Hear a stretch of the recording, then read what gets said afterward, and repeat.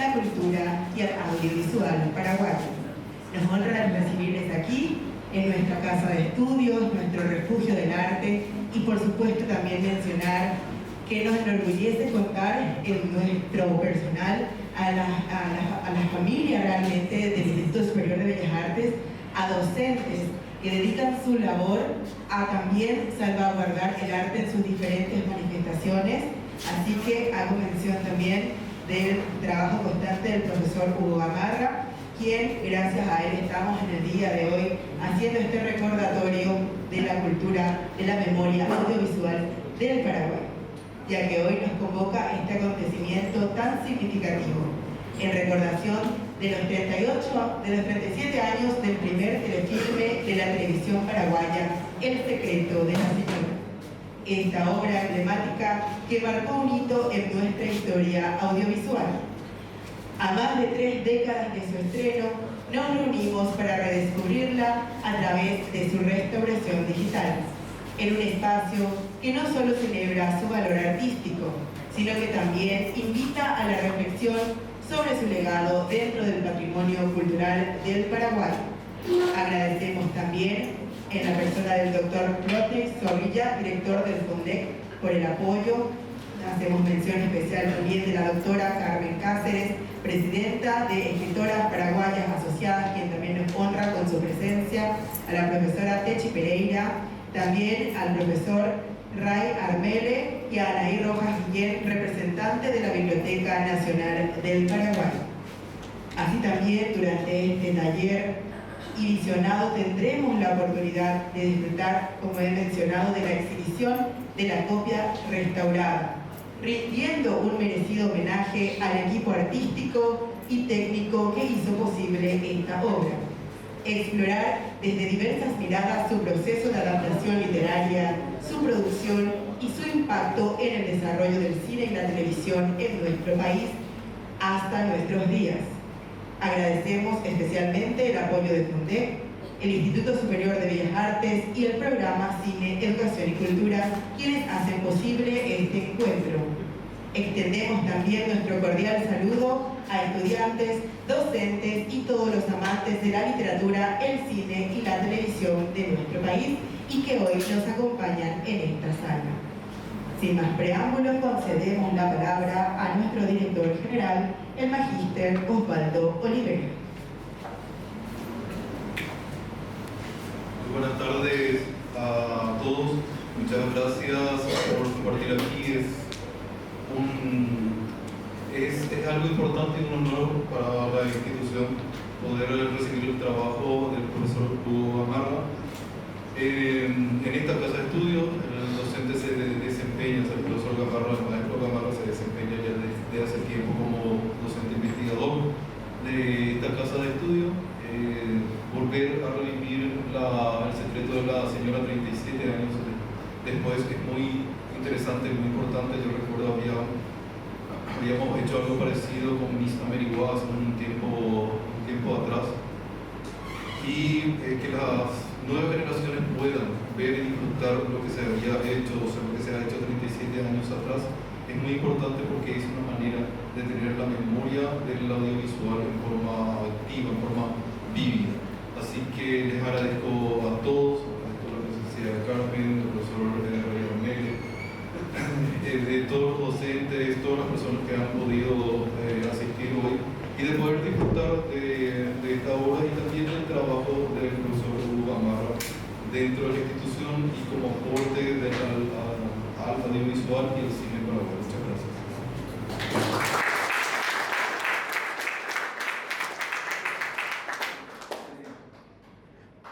Bueno, un gusto que estén aquí para mí, deseo que para ustedes también. Es un honor poder volver a presentar esta película después de tanto tiempo.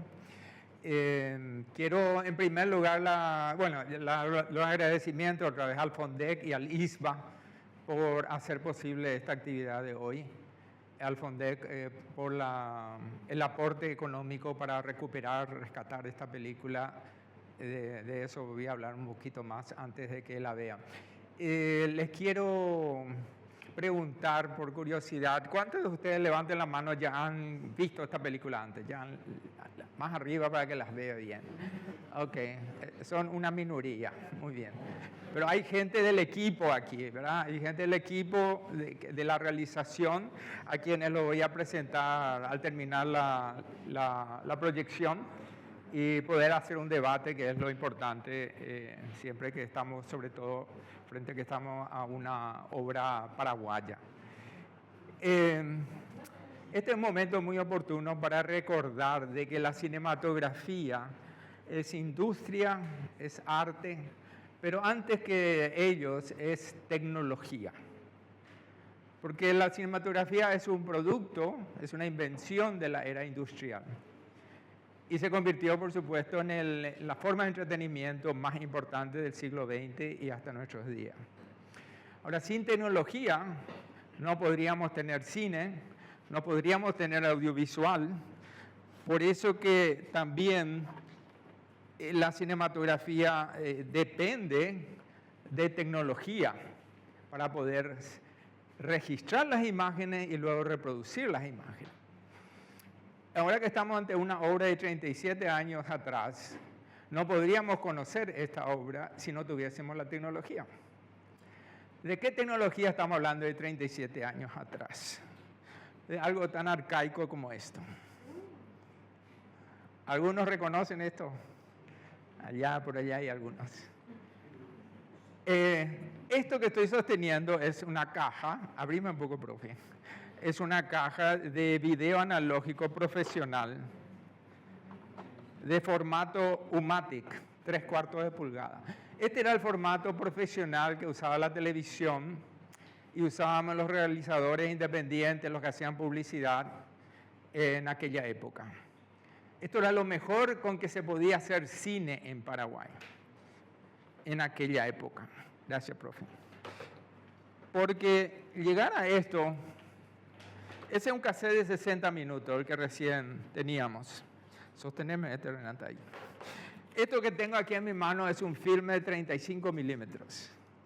Esta era la forma que se hacía cine en nuestros países vecinos, en los Estados Unidos, por supuesto, y también el formato con el que se proyectaban las películas en los cines comerciales de la época. Esto era casi imposible de usar en Paraguay. No había laboratorios de cine, era muy costoso. Aquí yo sostengo 1 minuto de película. Y vieron que en este hay 60 minutos. Y después les muestro, ya que estamos en formatos. Este es un formato de 16 milímetros. Con esto yo llegué a hacer cine en Paraguay, 16 milímetros. Con esto no. Muy pocos. Carlos Ayer era uno de los pocos que podía hacer publicidad en 35 milímetros en Paraguay. Entonces, estos son los soportes, ¿verdad? Los soportes físicos. Y hoy día yo le mostraba los minutos, ¿verdad? Aquí 1 minuto. Aquí tenemos 10 minutos de película. Levantamos ese profe arriba. Ahí tenemos 60 minutos de película. Y aquí tenemos 100 horas de película. La maravilla de la tecnología, ¿verdad? Pero también la dependencia de la tecnología. Gracias. Entonces, ¿cómo rescatar una película que está en este formato U-matic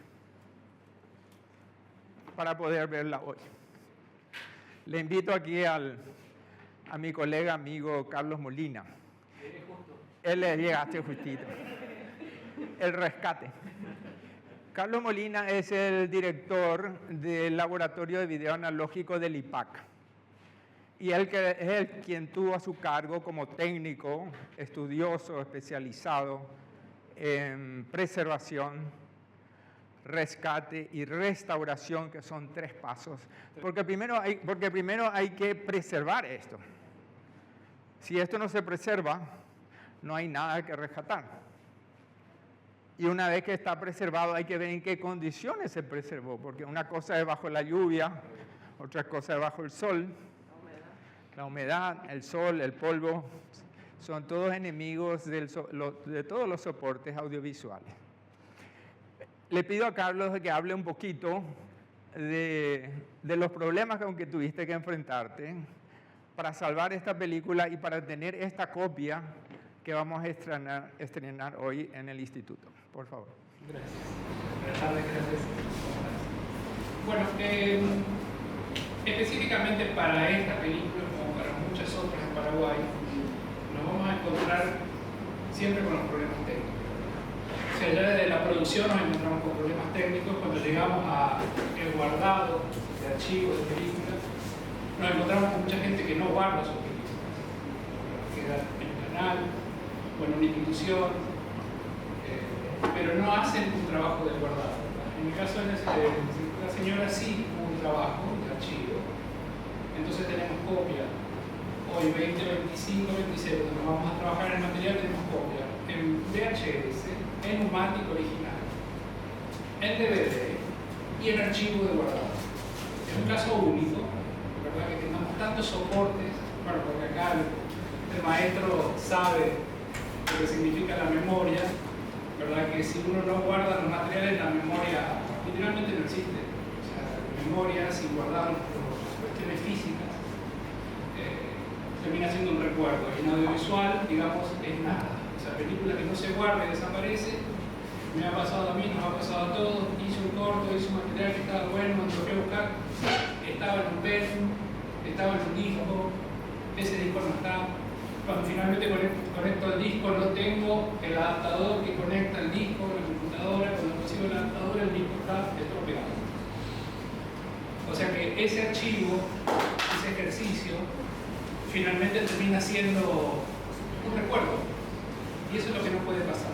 Esta película, por suerte, tuvo eso. Así y todo, nos encontramos con un problema de obsolescencia de los soportes. En pandemia, la UNESCO le encargó a la FIAP, entre otras instituciones, la Federación Internacional de Archivos, entre otras instituciones que se encargan mundialmente del patrimonio, el resguardo del patrimonio, hacer una investigación a ver en qué, más o menos en qué época los materiales iban a perder todo tipo de soporte en el mundo. Eso significa que el fabricante no fabrique más cassette, que los fabricantes no fabriquen más repuestos, que no haya en las instituciones reproductores que reproduzcan los archivos. O sea, toda esa investigación que se hizo en pandemia dio como resultado un año específico en el cual íbamos a entrar en la obsolescencia de toda cinta magnética. Llámese Numatic, llámese VHS, llámese cassette de audio. O sea que todo lo que nosotros podemos tener como archivo tiene una fecha de caducidad que ya se determinó. Y esa fecha fue el 2025. O sea, ya estamos fuera de todo tipo de protección técnica. O sea que si yo consigo y quiero copiar eso a un Numatic nuevo, por ejemplo, no hay fabricante que fabrique eso. Tengo que ir al mercado, en este caso en el mercado específicamente, a encontrar a ver si alguien tiene un Numatic virgen, nuevo, guardado. Y en ese caso me voy a encontrar con un material que tal vez fue fabricado hace 30 años atrás, pero fue guardado nuevo. Puede ser que cuando lo desarme y lo ponga, inclusive ya esté obsoleto este material que no fue, que es virgen. Entonces, el llamado que hace la UNESCO es a toda institución, a toda persona, a todo ente estatal, a digitalizar la ciencia. Todo aquello que no se digitalice a partir del 2025 no tiene ningún tipo de soporte de digitalización en el mundo. No es que solamente acá Paraguay, pero solo los Estados Unidos, no tiene ningún tipo de soporte. Es un llamado alarmante. Paraguay, yo creo que el 80% de su patrimonio audiovisual son cintas. La realidad es que hablamos del patrimonio fílmico y queremos rescatar el fílmico, pero el fílmico soportó 100 años y tal vez soporte 100 años más. Pero las cintas magnéticas no. Gracias a que soportaron 30, 40 años y hasta ahí nomás. Entonces nos encontramos cuando vamos a hacer la digitalización de esos Numatic, cuando son materiales valiosísimos, luchamos con la obsolescencia, luchamos contra los hongos, luchamos con el guardado, por más que se hayan guardado bien los materiales exteriores. Vamos después en el laboratorio, tenemos reproductores de Numatic, de Betacam, VHS, todos los soportes, digamos, que sí los tenemos. pero son equipos usados, son equipos que mientras más uno lo usa, más se dañan, son equipos que no tienen repuesto, son equipos que hoy no tienen técnicos que sepan repararlos. Ese es otro gran problema. El viejo señor que reparaba en el barrio los televisores y que sabía arreglar los cassettes, los caseteros VHS, ya no está mal ese señor. Él ya apareció y su hijo ya no arregla eso. O sea, ya no sabemos cómo, y quién sabe cómo se arregla eso. Ahora me preguntaron, por ejemplo, cuando ustedes dicen que vienen a hacer un curso de reparación de caseteros VHS, de proyectores Super 8, de proyectores de cámaras, no hay, no existe ese curso. Es una enseñanza que adquirimos, los que tenemos 40 y pico, 50 años, de personas que se dedicaban a eso, ¿verdad? Involucramos, y decir, bueno, me interesa aprender cómo vos arreglar los somáticos, como digamos un conocimiento que se pasa de generación a generación, pero mi generación no tiene una generación de jóvenes de 30, 20 y pico aquí pasados.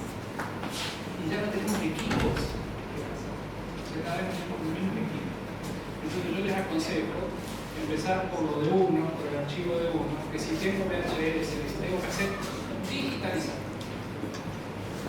Esta como primera instancia. Guardar ese momento. En este caso nosotros hicimos esto en la película y hicimos un trabajo de restauración hasta donde pudimos. Hay dos calidades que van a ver claramente en la película, espero que se den cuenta que un momento empieza una calidad y empieza otra, pero seguimos en proceso.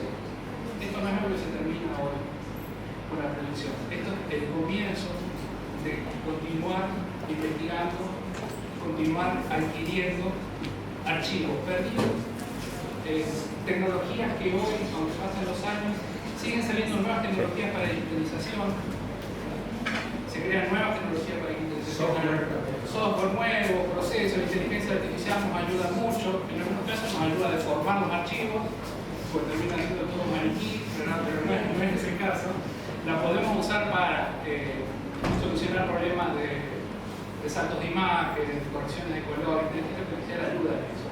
Pero siempre hay que tener un ojo de la persona que sabe, digamos del curador, para decir esto es Vectomatic, esto tiene este rango de color, esto sonaba así, esto se escucha así. Si yo le aplico la inteligencia artificial no tiene esos parámetros y va a hacer algo con colores vivos, entonces ese concepto es lo que todavía hoy, digamos, nosotros tenemos que aplicar.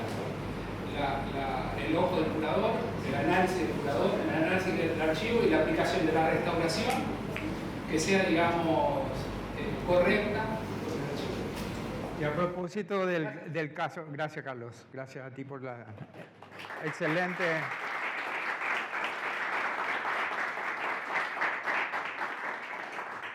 Por la excelente explicación, información y a la vez el llamado que hizo, ¿no? Para que nos ocupemos cada uno de nuestros archivos. En este caso, El secreto de la señora tenía 2 cassettes bien conservados, pero uno de ellos se conservó mejor que el otro. Y entonces de ahí que vamos a ver, aquellos ojos más agudos van a notar una diferencia en algún momento pasando el medio de la película. Pero como dijo Carlos, esto está en proceso todavía de restauración. Pero es lo mejor que pudimos hacer ahora con los fondos que tuvimos y con los recursos que tenemos en Paraguay. Esto es Made in Paraguay. La película fue hecha totalmente en Paraguay, con talentos y técnicos paraguayos y la restauración también. Entonces, eso creo que es muy importante valorar. Nada más, vamos directo a la película. Y después el debate, por favor, le voy a presentar a la gente del equipo que están aquí. Gracias.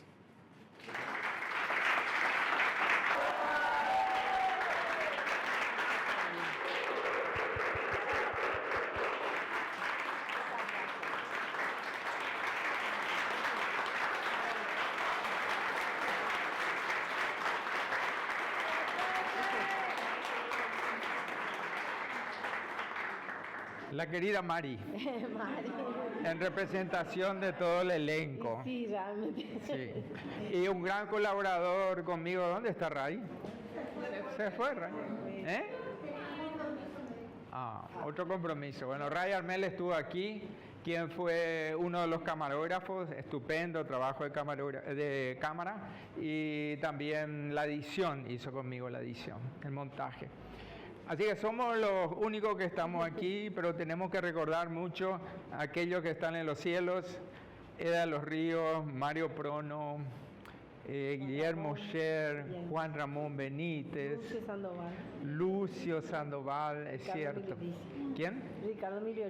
Ricardo Migliorisi, así es. Y también, ¿cómo se llama? Hoy me estoy olvidando el nombre del director de la orquesta. Sí, no sé también. ¿Verdad? Sí. Sí. El payaso sí no sé, que era también de la orquesta sí no sé, que también nos donó su aporte, su talento, parte de su música, una composición Puchero se llama, la que se escucha 2 veces, primero en la radio y después en la fantasía de Lucy, ¿verdad? Bueno, Una cosita. señora Ana, qué gusto tenerla aquí. Esta es la mamá de Florencia. No me diga, señora, vamos a aplaudirle a la mamá de Florencia.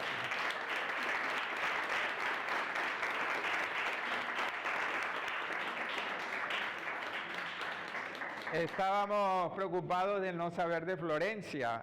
Algunos de nosotros intentó comunicarse con ella, pero no las encontramos. Pero sí tenemos al profesor Pablo, que mantiene comunicación en redes sociales con ella. Entonces le va a mandar algunas noticias de esta noche. Aquí tenemos las baldosas negras y blancas. ¿De qué te hace acordar esto? Negras y blancas son verdaderamente. A la querida Dirma también, por supuesto, tenemos que recordarla. Su cuento yo creo que es una de las obras maestras de la literatura paraguaya, un cuento perfecto, literariamente hablando, y bueno, fue una gran inspiración. De ellos tenemos una sorpresa para recordar. Hagamos eso ahora mismo y luego hacemos el debate. Bueno, el momento del ping-pong o de poner en apreciación o en criterio, en crítica esta obra. ¿Quién tira la primera piedra? Ay, llegó Sergio, mi Mercedes llega. A ver, ¿quién empieza? El debate es el momento en que todos aprendemos de todos, porque cada uno tiene una visión particular de su individualidad, de su propia sensibilidad, su memoria, su profesión, etc. La obra, que si bien parece la misma para todos, sin embargo dentro de cada uno es única y es personal. Por eso la interpretación que dan cada uno de los espectadores es algo muy valioso. Ven aquí a mi lado por si nos quieren preguntar. ¿Dónde es la dirección de esta casa? Esta casa existe todavía, está ahí, el nombre de la calle, Graciela.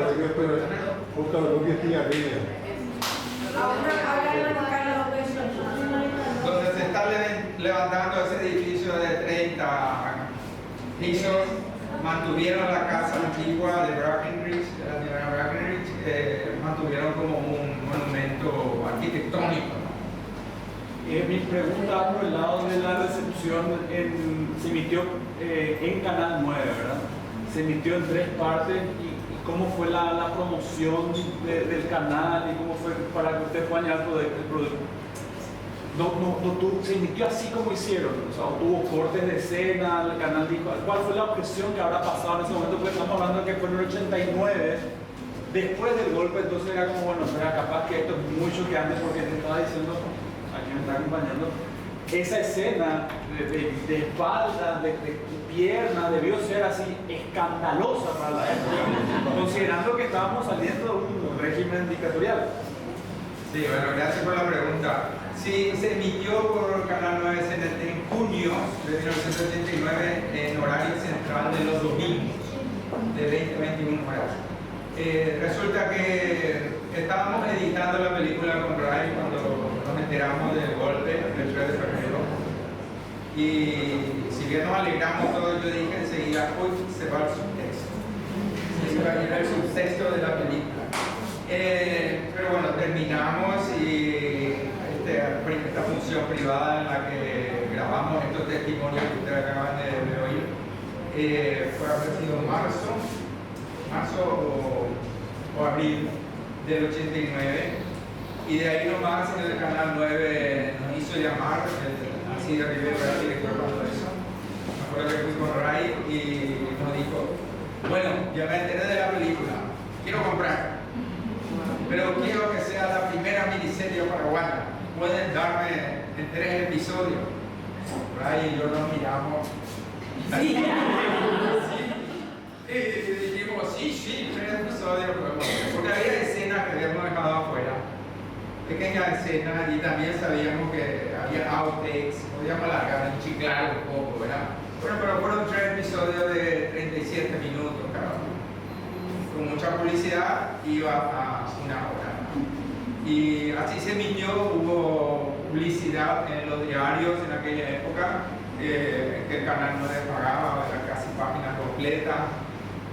Y fue una reacción muy interesante en la época, porque era una época cuando yo también muy joven me iba a los bares de eso de la noche, los viernes, sábados, y la gente me veía y me preguntaba, ¿qué es lo que va a pasar? ¿Qué es lo que va a pasar? ¿Cuál es el secreto? ¿Qué es lo que va a pasar? ¿Cómo va a ser el siguiente capítulo? ¿Verdad? Y así, realmente entre los jóvenes causó mucha, la gente que yo pude dialogar más en esa época, ¿verdad? Y vos, ¿cuál es tu memoria al respecto? Yo quiero un poco hacer un poco seguimiento de lo que es productor.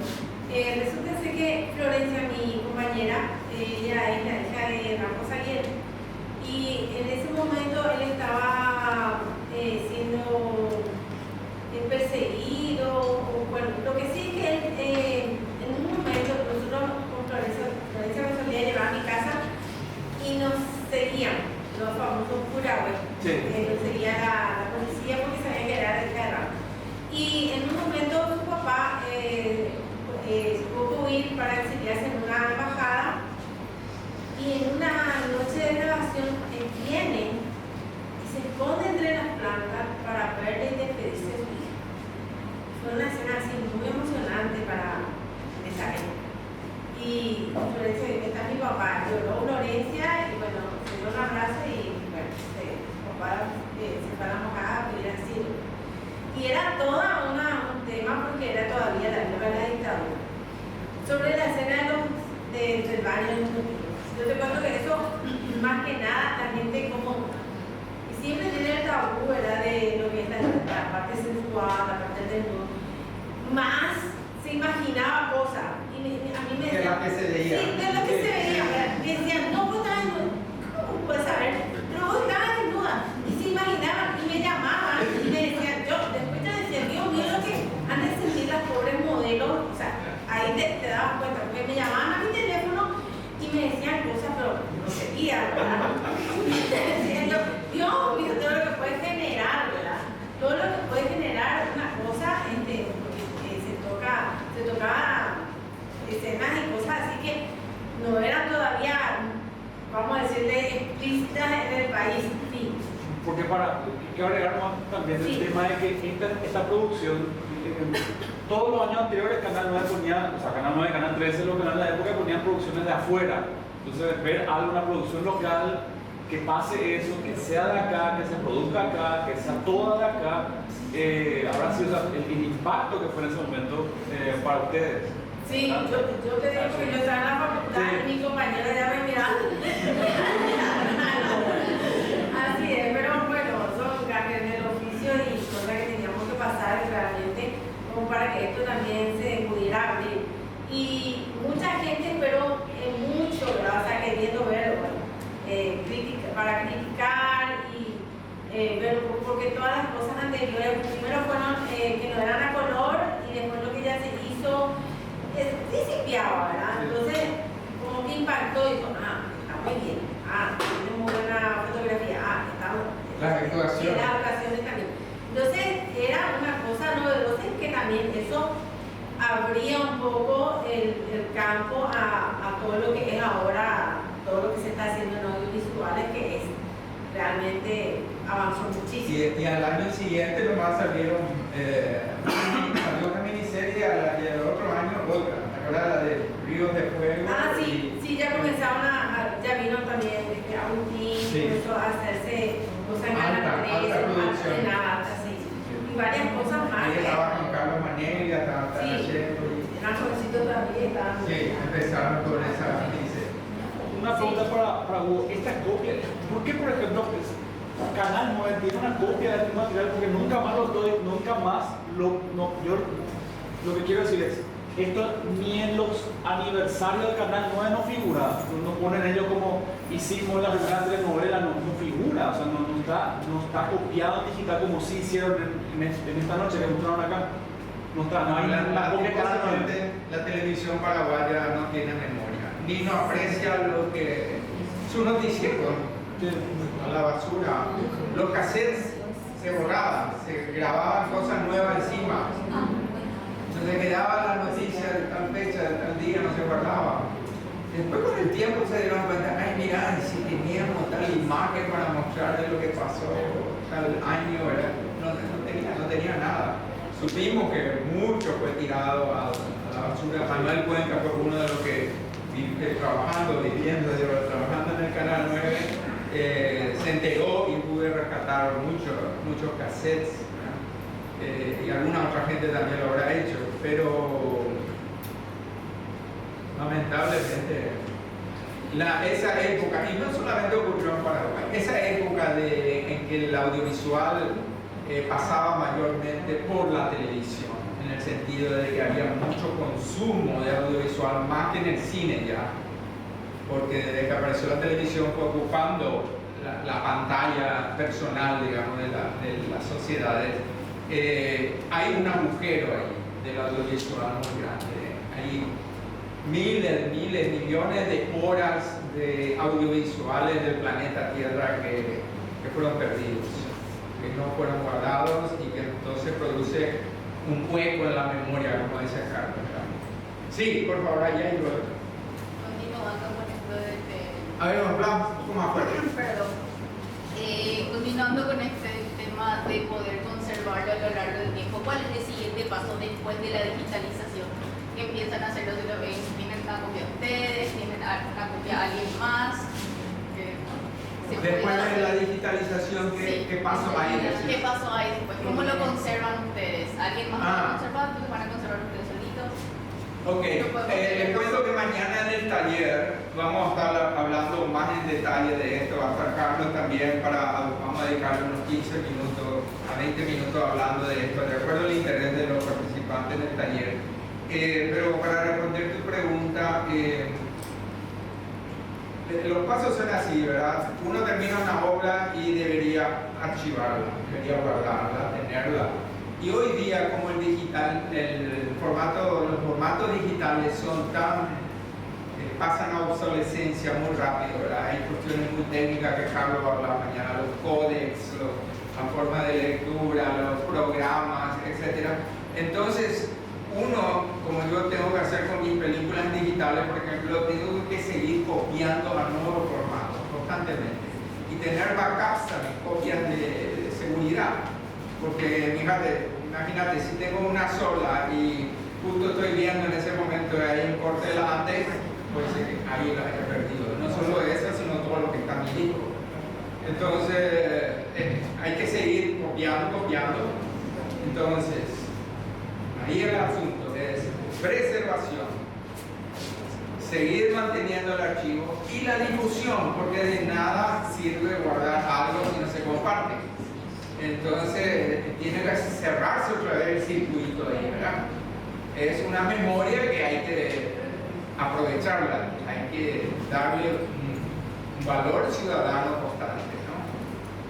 Aquí la señora, la profesora Hilda. Solo quiero reaccionar como espectadora y también como parte de ese tiempo, ¿verdad? Como habitante de ese tiempo. Realmente el testimonio del tiempo es demasiado bueno. Uno se puede ubicar perfectamente, está en todos los detalles, está en el vestuario, o sea, el poder mirar ese tiempo está bien reflejado, pero sobre todo está en lo cultural, ¿verdad? Se siente esa atmósfera de la dictadura, ¿verdad? Y en ese sentido se siente en las imágenes autoritarias de la señora, se siente en la cosificación de las chicas, ¿verdad? Se siente en el sometimiento del jardinero, que parece ser como un piragüe, ¿verdad? Parece, toma esa imagen, ¿verdad? O sea, ese tiempo está perfectamente reflejado en ese ambiente supuestamente doméstico. Excede el ambiente doméstico esa representación. Y es muy bueno como memoria histórica, pero es más que bueno todavía como historia de la trata de personas, de la trata con fines de explotación sexual, porque refleja muy claramente algo que fue característico de ese tiempo, ¿verdad? Y de lo cual no se hablaba casi. Sí, No sé. y del cual era secreto y era tabú, ¿verdad? Por lo sexual, ¿verdad? Entonces es demasiado importante, quisiera hablar ahí de alguien que trabaja en esa materia, es demasiado importante el trabajo de rescate y es sumamente importante el de difusión, en donde podemos verlo como memoria histórica de un tiempo y a la vez como, ¿verdad?, un reflejo de que la trata de personas en el Paraguay existió siempre. También la necesidad económica, ¿verdad? Sí. De cómo son explotadas las chicas, las jóvenes, porque eso no terminó, se reconfiguró, ¿verdad? Entonces poder verlo en ese tiempo, en realidad la película, más allá de su componente artístico, ¿verdad?, tiene un potencial demasiado bueno. Gracias, muy amable, gracias. Sí, allá, sí. Yo, en principio yo tengo... Hoy no te escucho. A ver si ya no me voy a hacer pasar.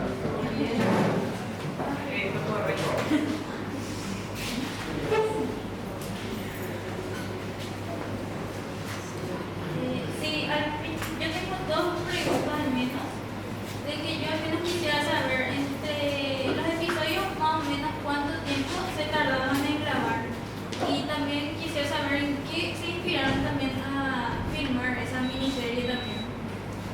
Bueno, la miniserie fue un desprendimiento del telefilme. O sea, yo concebí esto como un largometraje, un telefilme, un largometraje para ser exhibido en televisión. Porque sabíamos que el video no puede aguantar, porque sabíamos que el video analógico no puede aguantar una proyección en pantalla grande. No es una tecnología electromagnética que no permitía en aquella época, menos todavía comparando con el filme, que sí podía tener 70 milímetros, cinemascopio, eso las películas no podíamos llevar a la pantalla grande nuestras producciones hechas en video analógico. Entonces tenía que ser hecha para televisión, por eso se llama telefilme. Y como le conté la anécdota, cuando García Rivera nos dice quiero una miniserie, entonces dijimos, bueno, sí, vamos a alargar el largometraje, vamos a dividirlo en 3 partes y vamos a convertirlo en una miniserie. Es decir, ya estaba todo grabado, fue una cuestión de montaje y de marcar las pautas donde se iban a hacer los cortes comerciales, y ese eran 3 cassettes, entonces un episodio por cada cassette de 60 minutos que le mostré, y eso quedó en poder del Canal 9 y no se volvió porque yo no conservé, porque no me gustaba a veces. La miniserie no era originalmente lo que yo había ambicionado, el guión que había escrito y llevado puesta en escena, ¿verdad? Sí, hay alguien más. Creo que ella, después ella y después. Ah, después vos estabas primero. No, creo que ella lo. Entonces allá. Bueno, vi esto, me parece magnífico. ¿La primera vez? Es la primera, bueno, tal vez no vi de criatura, avísale. La cuestión es la siguiente, como esto salió tan bueno, consideran a futuro, inclusive, habilitar una plataforma en la cual se pueda acceder a este tipo de contenido que hace el Paraguay, o que tiene toda esta historia, y como le salió tan bien, podrían considerar, porque sería una manera magnífica de transmitir, más que nada para los alumnos que están arrancando la carrera en cinematografía. Me parecería excelente acceder a futuro a una plataforma. Sí, para responder eso, aquí tenemos conexión internet. Quiero que lo busque sin educación y cultura, por una página web. Es una de las formas de difusión más importantes, más accesible ¿verdad? Tienen una plataforma para el cine nacional, lo tienen varios países. Pero como nuestro país lleva retrasado 80 años más o menos en el audiovisual, porque en el siglo XX casi no existió. El siglo XX de la civilización de la imagen no existió en Paraguay. Fue muy esporádico lo que se hizo. Entonces, la ley del cine salió en el siglo XXI. El último país en Sudamérica que tuvo una ley de cinematografía, de audiovisual. Hay muchísimo que hacer. Y por lo menos tenemos un instituto hoy día que es responsable de eso, ¿no?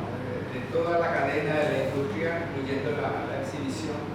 Y bueno, hay gente que todos pensamos eso, porque llega gente del exterior, o el paraguayo que está allá en Australia, dice, ¿cómo puedo mostrar películas paraguayas? ¿Dónde puedo ver? Muchas de las películas que tenemos algunas están publicadas en DVD. Le voy a mostrar por ejemplo, un ejemplo. Esta película, El portón de los sueños, con Augusto Robato, está publicada en DVD con subtítulos en varios idiomas, etc. La de Marcelo Martínez y también la marca paraguaya como en el exterior. Aquí nacionalmente solo la de Martínez y la mía está publicada en DVD. Después lo otro todavía está incierto, ¿verdad? Encontraste sin educación y cultura. Sí, pero andate la página. Bueno, me digo las dos.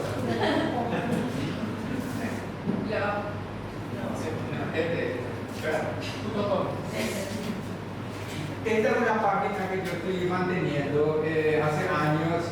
La empecé con el apoyo de la Fundación Itaú y Secretaría de Cultura.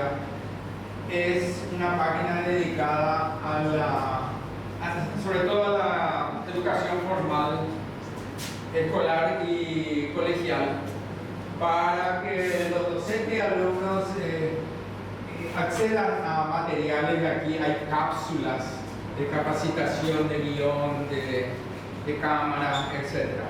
Lastimosamente no he recibido más apoyo económico para seguir manteniendo esto, pero el sitio web se mantiene y en algún momento vamos a alzar la versión de esta película en esta página. Entonces basta con registrarse y poder ingresar. Ahí los estudiantes, docentes pueden ver la película. También hay que hacer un texto guía educativo para que tengan las preguntas y respuestas y se vuelva un material didáctico mucho más accesible. Muchas gracias. Estela. Felicitaciones como siempre. Yo siempre que estoy en alguna demostración de toda tu trayectoria, ¿verdad? Porque siempre estamos viendo cosas que nos remontan a todo ese esfuerzo, ese trabajo que estás haciendo por el cine paraguayo, por el audiovisual en general. Bueno, termino felicitándote y muy emocionada siempre porque vivimos épocas, vivimos historia, vivimos futuro, vivimos un montón de cosas contigo. Bueno, en este caso, también la profe, así que desde el principio, desde que la vi caminando, ahí que venía, yo estaba así re contenta, súper emocionada porque es verla en diferentes espacios y momentos. Yo justamente con la doctora Lourdes, que habló allá del tema trata, o sea, para mí es un tema muy sensible porque la literatura está como siempre testimoniando y no hay otra forma de confrontar y mucho más que en aquel tiempo. Entonces, con respecto a eso en particular, para el momento que se estaba viviendo, sacar a la luz este tema que había escrito Dirma y que le pusiste guión y que sacaste todo este material, habrá sido demasiado arriesgado, ¿verdad? Pero por más que terminó la dictadura, ustedes ya estaban trabajando, poder lograr poner en pantalla, y en una pantalla en la que no hay una repercusión inmediata tampoco, ¿verdad? No es personalizado, no es como era el cine, uno no puede medir por ahí. Bueno, habrá sido un riesgo muy grande. Mi pregunta es, ¿tuvieron indicios de censura? ¿Cómo pudieron continuar, verdad, con esto? Porque el 89 tampoco fue fácil, después, muchos de 90, o sea, nosotros seguimos en un proceso de una democracia que todavía no está consolidada, y es un tema que ya existía de larga data en ese momento, del que no se hablaba, que tenía que ver con los mismos factores y elementos que siguen teniendo hoy para que pueda sigamos a seguir siendo víctimas de la trata. Justamente yo estoy acá al lado de la presidenta de las Paraguayas Asociadas, Digma Pardo fue nuestra fundadora, y bueno, nosotros seguimos ese trabajo. Ella tiene un libro que se llama Una maleta cargada de sueños, y ya ustedes saben a qué se refiere, ¿verdad? Trata del exilio económico, donde los factores a lo mejor se atrasan un poquito más, lo que esto demuestra, ¿verdad? Esto ya va directo, desde el principio sabemos a qué va al engaño, con un montón de cosas que, bueno, que sucedieron y siguen sucediendo, y seguimos teniendo exiliados económicos en diferentes lugares que a lo mejor una vez que llegan, o a lo mejor desde el momento en que empiezan a soñar, ya van con este mismo engaño en otra dimensión nada más, ¿verdad? Entonces, aún hoy poder escribir sobre eso y sacarlo, aún hoy sacar al cine o exponer o ponerle un espejo ante situaciones así sigue siendo difícil. Mi pregunta concreta es, ¿tuvieron indicios de censura y cómo pudieron zanjar eso? Okay. Gracias por todas tus expresiones y la pregunta. No tuvimos censura porque lo nuestro fue un trabajo en cooperativa y totalmente independiente. Armamos un equipo en el que cada uno aceptó, por ejemplo, Techi aceptó actuar gratis, entre comillas, porque éramos parte, todos éramos dueños de la obra, cada uno de su talento, de su tiempo, tenía asignado un valor. Tal es así que después cuando vendimos el Canal 9 compró la película por un monto de dinero que jamás pensamos que íbamos a recibir. Hicimos la reunión y la repartija. Me acuerdo que Graciela Barreto, que tuvo la primera escena de la película, no aparece más nunca en la historia, a ella le tocó el monto como para comprarse una cena, una hamburguesa con helado, una cosa así. A otros les tocó un poco más grande, no sabes cuándo te tocó, pero con ese dinero. Pero así, trabajamos muy dependientes, convencidos en lo que estábamos haciendo y en lo que iba a salir. Era muy ambicioso en el sentido de que no sabíamos para qué hacer más que para nosotros mismos. La convicción de que valía la pena hacer esto y de que teníamos que abrir una brecha, un camino. Tal es así que si no venía el golpe, pues a lo mejor iba a ser una película maldita, que no se iba a exhibir en ningún lado. A lo mejor íbamos a ser perseguidos, ya no solamente Florencia, por su papá, no sé lo que pudo haber pasado. Y lo que tuvimos, sí, la suerte, entre comillas, la providencia, es de que este señor que estaba al frente del Canal 9, porque se fue Strohner, era un señor muy arriesgado, era un empresario que tenía buen tino para el negocio, y él se animó a tomar un riesgo, y también un riesgo no solamente en lo estético, digamos, en la producción nacional, sino también un riesgo en decir, quiero ser el primero. Quiero que este canal sea el primero que tenga una miniserie paraguaya, nacional. Y esa apuesta es la que permitió dar este paso para la televisión paraguaya y el audiovisual paraguayo. Así que, gracias. ¿Hay una producción hacia la No tengo varios documentales. Lastimosamente el talento ustedes lo pueden juzgar, pero el talento y el gusto que tengo por la ficción no he podido proseguir. Mi primera obra de ficción fue la que hice con el Canal 13, que se llama Marcelina, el primer cortometraje de la televisión paraguaya, y luego fue El secreto de la señora, y después ya tuve que dedicarme al Festival Internacional de Cine, y bueno, hice documentales como el de Roabato, que es el más importante, creo yo, y esta última obra, para pegar el tiempo del sol, que creo que también es importante como legado. ¿Cómo? ¿El primero? Marcelina, sí. También hay que rescatar el Carlos Mati también. Ese Carlos no miró todavía, pero no tiene. Ojalá vamos a tener fondos para recuperar ese también. Y otras. ¿Alguien más le va a hacer una pregunta más? Sí, y después ya. ¿Llegaron me llegaron a acercar a ustedes. Hay una cineasta española que está haciendo, se llama Mabel Lozano, ¿verdad? Está haciendo una película de chicas nuevas,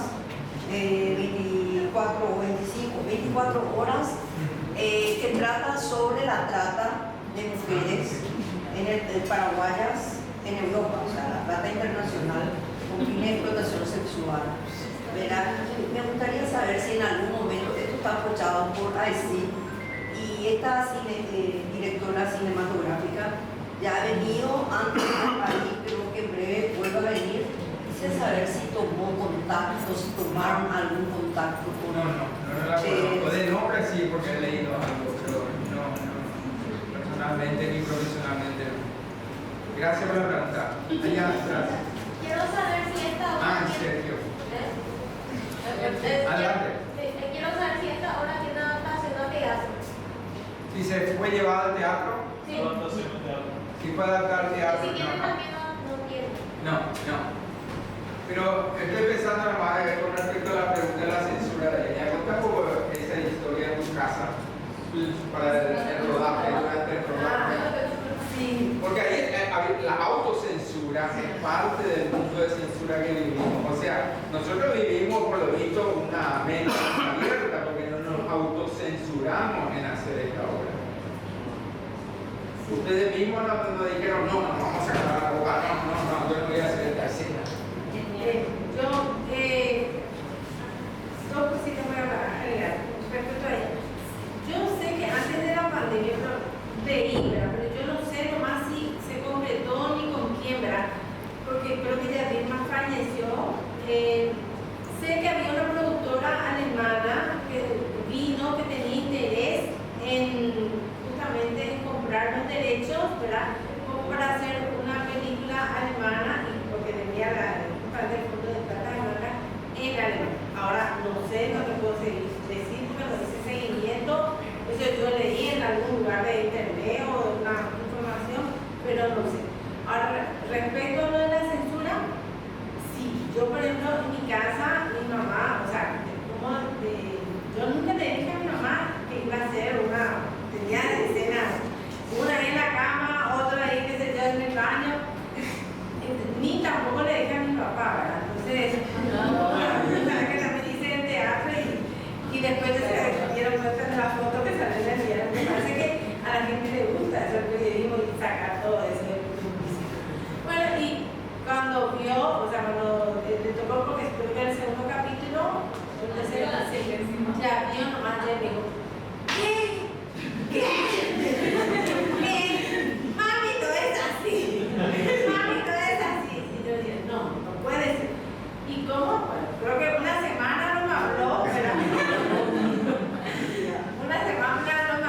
bueno, yo no sé cómo iba a encararle, ¿verdad? Porque no le podía decir, no estábamos con una grama, estábamos en ropa interior, ¿verdad? O sea, porque no estuvo ella, cuando dijo Hugo, solamente va a entrar el camarógrafo y yo, ¿verdad? En el baño para grabarle. Pero estaba el monitor afuera, y el monitor afuera había 30 Entonces, bueno, son cosas que suceden, pero yo creo que, sobre todo cuando veníamos de una época que justamente estaba todo muy tapado, muy reprimido, entonces todo, por supuesto, era el doble. O sea, yo al menos sufrí en ese lapso, o sea, varios enfrentamientos con mis padres, ¿verdad? Y sobre todo al decidir hacer teatro, a ocupar, ¿verdad? No elegir una carrera convencional, ¿verdad? Que también después elegí, ¿verdad? Pero, bueno, los desafíos que te implica justamente el ser artista, ¿verdad? Que de repente a veces uno no toma en cuenta, ¿verdad? A mí, por ejemplo, me tocó en una obra de teatro tener que besarla con un compañero, ¿verdad? Y cuando eso no se hacía mucho en teatro, el darse preso, o sea, se jugaba, se amargaba. Pero él me decía, yo te voy a chapar. Bueno, claro, yo me reía y no podía besar. Y bueno, y son cosas que, porque de repente eso vos ves en otra parte del mundo y está normal, pues para nosotros era muy jodido. De esto y más hablaremos mañana en el taller, así que en suspenso. Sergio. El muchacho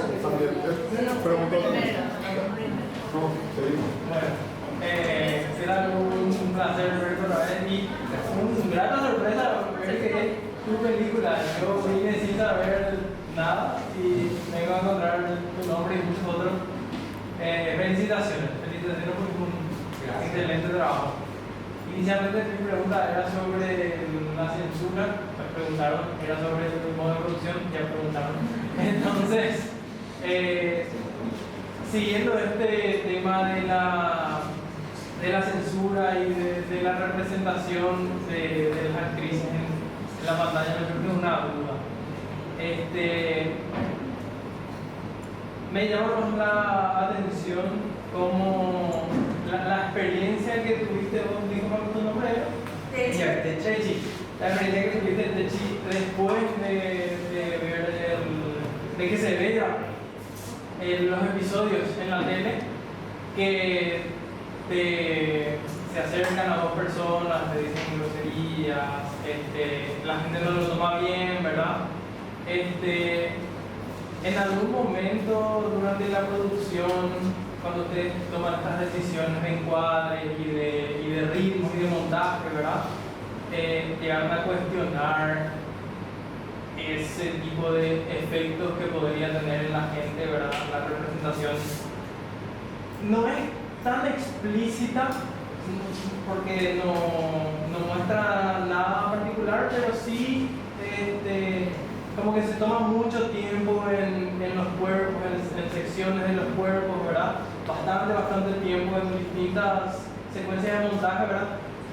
Eso lleva a tener algún cuestionamiento adentro del equipo. ¿Cómo fue? No, en ese sentido el equipo me respetó mucho mi gusto, mi tacto. Se siguió lo que yo decía, creo que nunca hubo un cuestionamiento en el set, hicimos la prueba y hablamos cómo se iba a grabar, filmar, etc. Pero en el momento yo dirigía con el director de fotografía los encuadres, vieron la luz cómo está trabajada, vieron el trabajo de cámara cómo está trabajado. Esto nunca antes se había visto en televisión, paraguaya antes, ¿verdad? Esa delicadeza cinematográfica, estética cinematográfica y la dramaturgia, tiene muy poco diálogo. Actuaciones sutiles, miradas, gestos, posturas, hablan palabras que no se dicen, ¿verdad? Ese es lo cinematográfico. Sí. Respecto a eso, la inspiración tuya del equipo, ¿cuáles fueron las fuentes de inspiración cinematográfica y televisiva también? Porque ya en esa época estoy seguro que era ya novelas como las brasileñas que eran muy populares, Doña Bella, Vale Todo, y la Argentina. Yo no sé si por eso te digo, si la pregunta ¿cuáles son tus referencias cinematográficas, dramatúrgicas, televisivas para poder llevarlo a la pantalla? Éramos todos, o sea, el equipo creativo éramos todos gente de cine. Y eso lo teníamos clarísimo, pero vamos a trabajar así. Televisión es una referencia, cinematográfico en la dramaturgia y estética para mí, para Luis Cacofani, que fue el director de fotografía, era Alfred Hitchcock. Trabajamos el suspenso y el misterio como nos enseñó Alfred Hitchcock, ¿no? Dando signos, dando informaciones en forma metódica, en forma calculada, como para que se pueda entender con ambigüedad, recoger indicios, signos, tropos aquí y allá, sin caer nunca en lo obvio y permitiendo, no sé si lo ocurrió a todos ustedes, pero permitiendo imaginar ustedes mismos algo que va más allá de lo que se está viendo y oyendo, ¿verdad? Para que el espectador sea partícipe de la trama, que él vaya componiendo ese misterio, cuestionando los signos, constituyendo el relato. Y bueno, muchos dijeron que, no sé si aquí ha resultado, pero muchos dijeron que el final es sorpresivo, ¿verdad? Levanta un poco la mano los que piensan que el final fue sorpresivo. Hasta el momento del dinero, digo, cuando veía se embolsa el pago. A ver, levante por la mano, ¿cuál es? Bueno, casi la mitad de la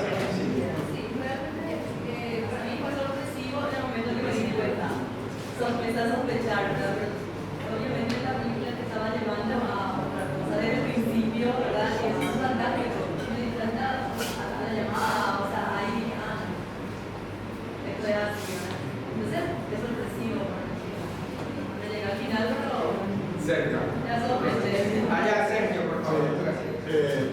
una cuestión que me llama la atención es cómo ellas van entrando en ese mundo de fantasía, ¿verdad?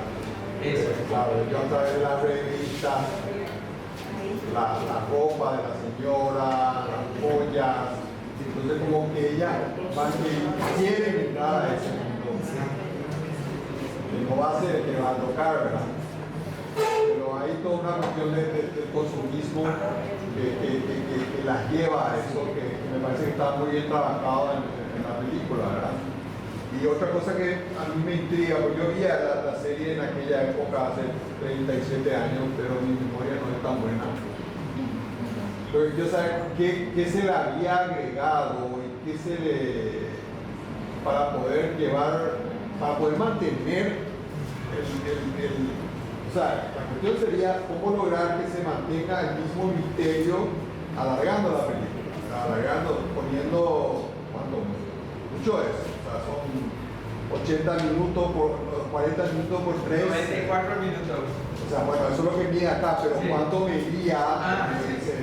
Prácticamente una hora más se la agregaba. No, 30 minutos más. 30 minutos más. Bueno, ¿qué podemos extrañar de eso que se agregó? Había un poco más de interacción con el jardinero, cosa que no sabía, lo hicimos nada más como para pensar de que, como tener eso como opción. Había un poco más entre ellas, un poco más de intimidad en el sentido de compartir momentos del pasado, así que no contribuían a la trama principal del relato. Eran cosas así.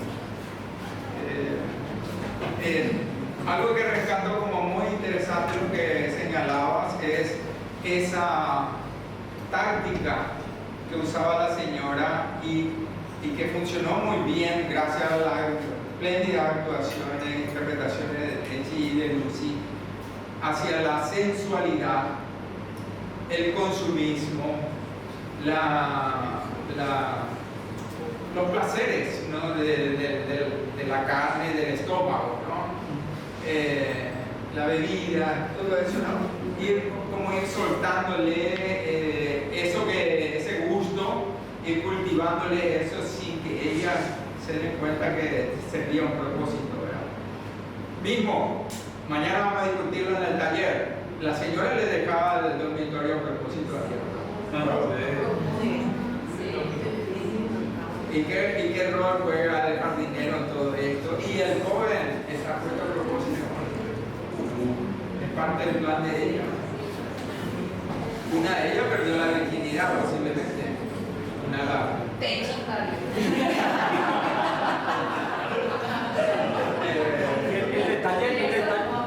Entonces, manejar todas esas ambigüedades, decir cuánto de lo que ocurrió realmente estaba debajo de la manipulación y el control de la señora y cuánto no, es algo que también se puede extender a nivel de la sociedad, ya que la profesora había hablado de la metáfora doméstica, ¿no? En relación a una realidad política, sociopolítica que diríamos, cuántas cosas nosotros no sabíamos que ocurrían, lo escuchábamos en rumores o pensábamos, imaginábamos, pero no sabíamos. Entonces, esa era un poco la inspiración también, fuera de lo cinematográfico.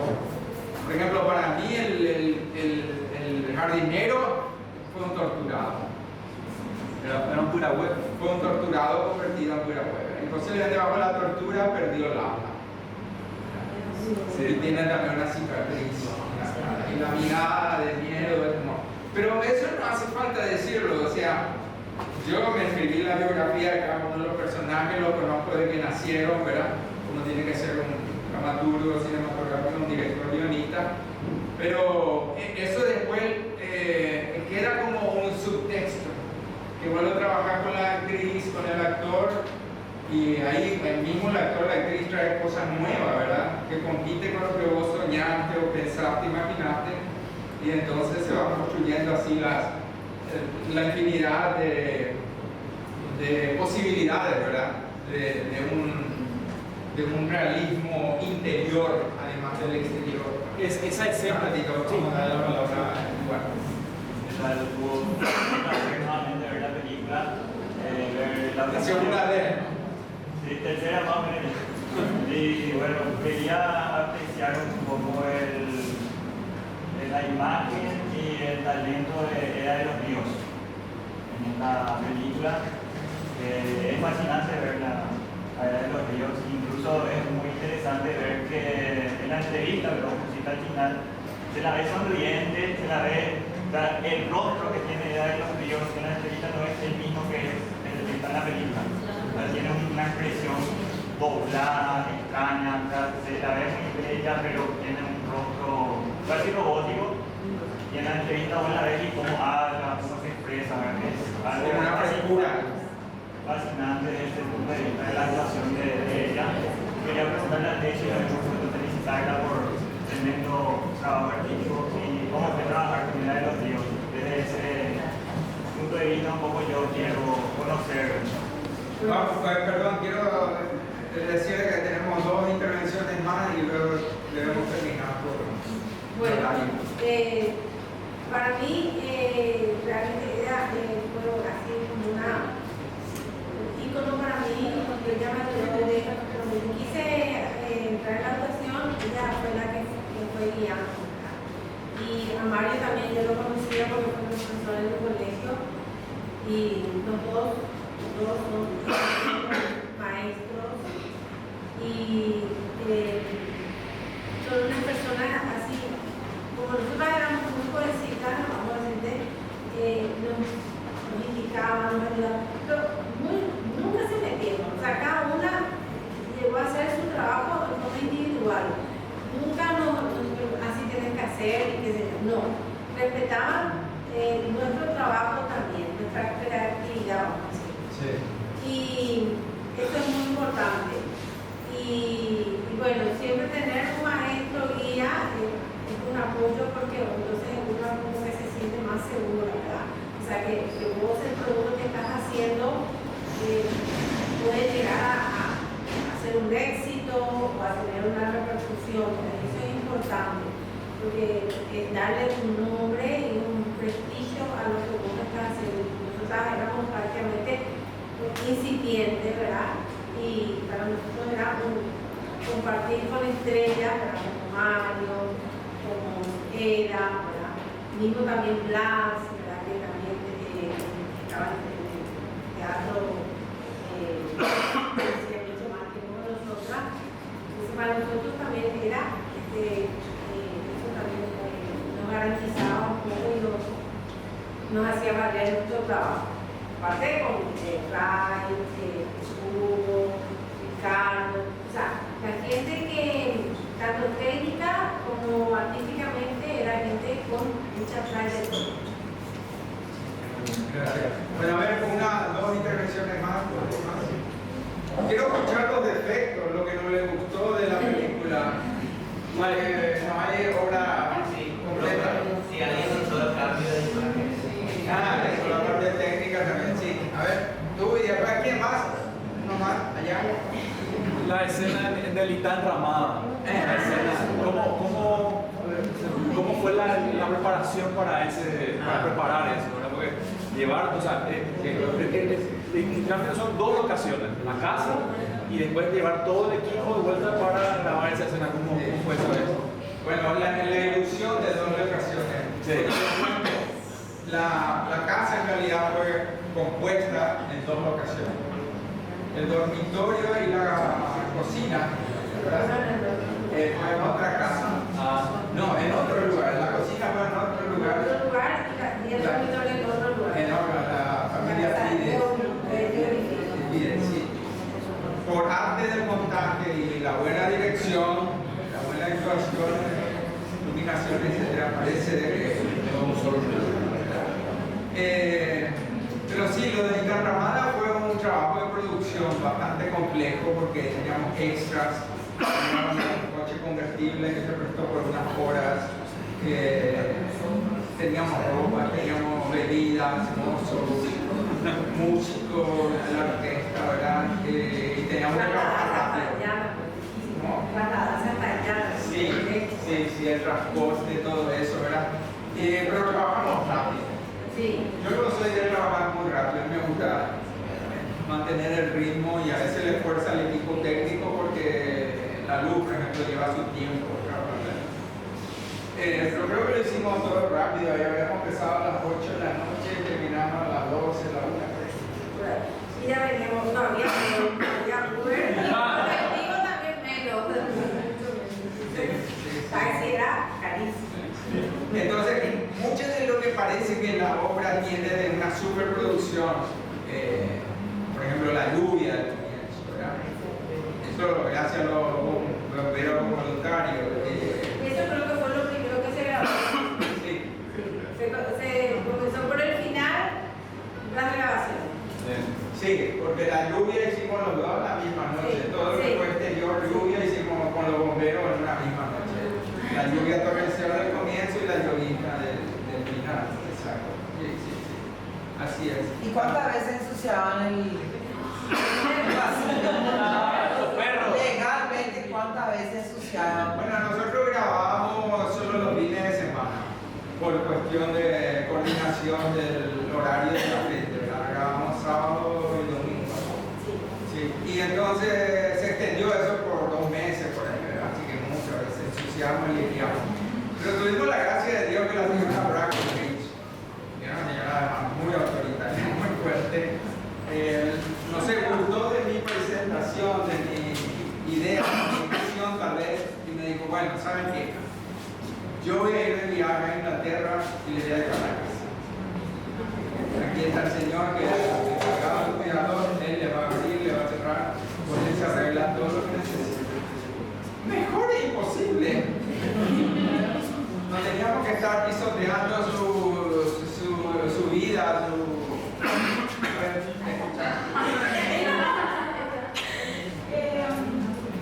fuerte. No te escucho nada.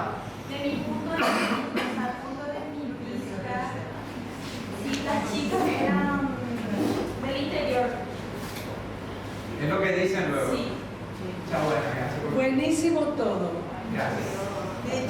Gloria, me falta un abrazo. Yo también. Un abrazo.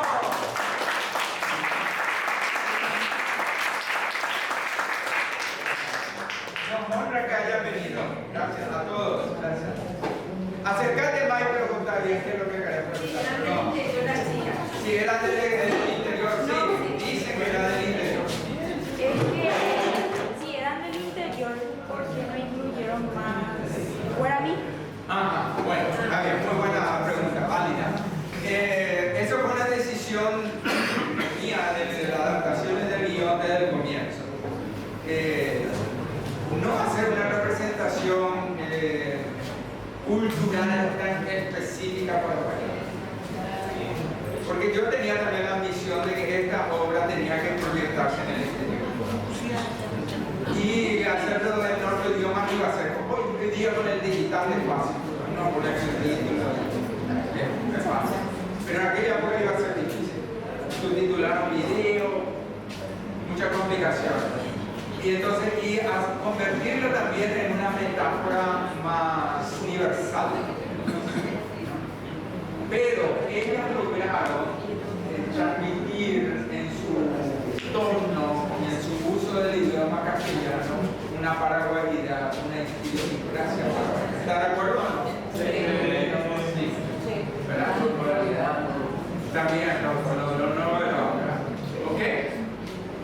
Listo. Bueno, para terminar, les quiero mostrar eso que teníamos aquí en pantalla. Por favor, aquellos que van a venir al taller mañana, léanse el cuento. Está disponible en el portal Guaraní. Escribe directamente baldosas negras y blancas de Dilma Pardo y le va a llevar ahí. Ahí tienen el cuento completo. El cuento tiene 4 páginas. Sí, gracias. Pasa al siguiente imagen, por favor. Aquello que quiere capturar esto le lleva directo al cuento. ¿Ok? Y la siguiente imagen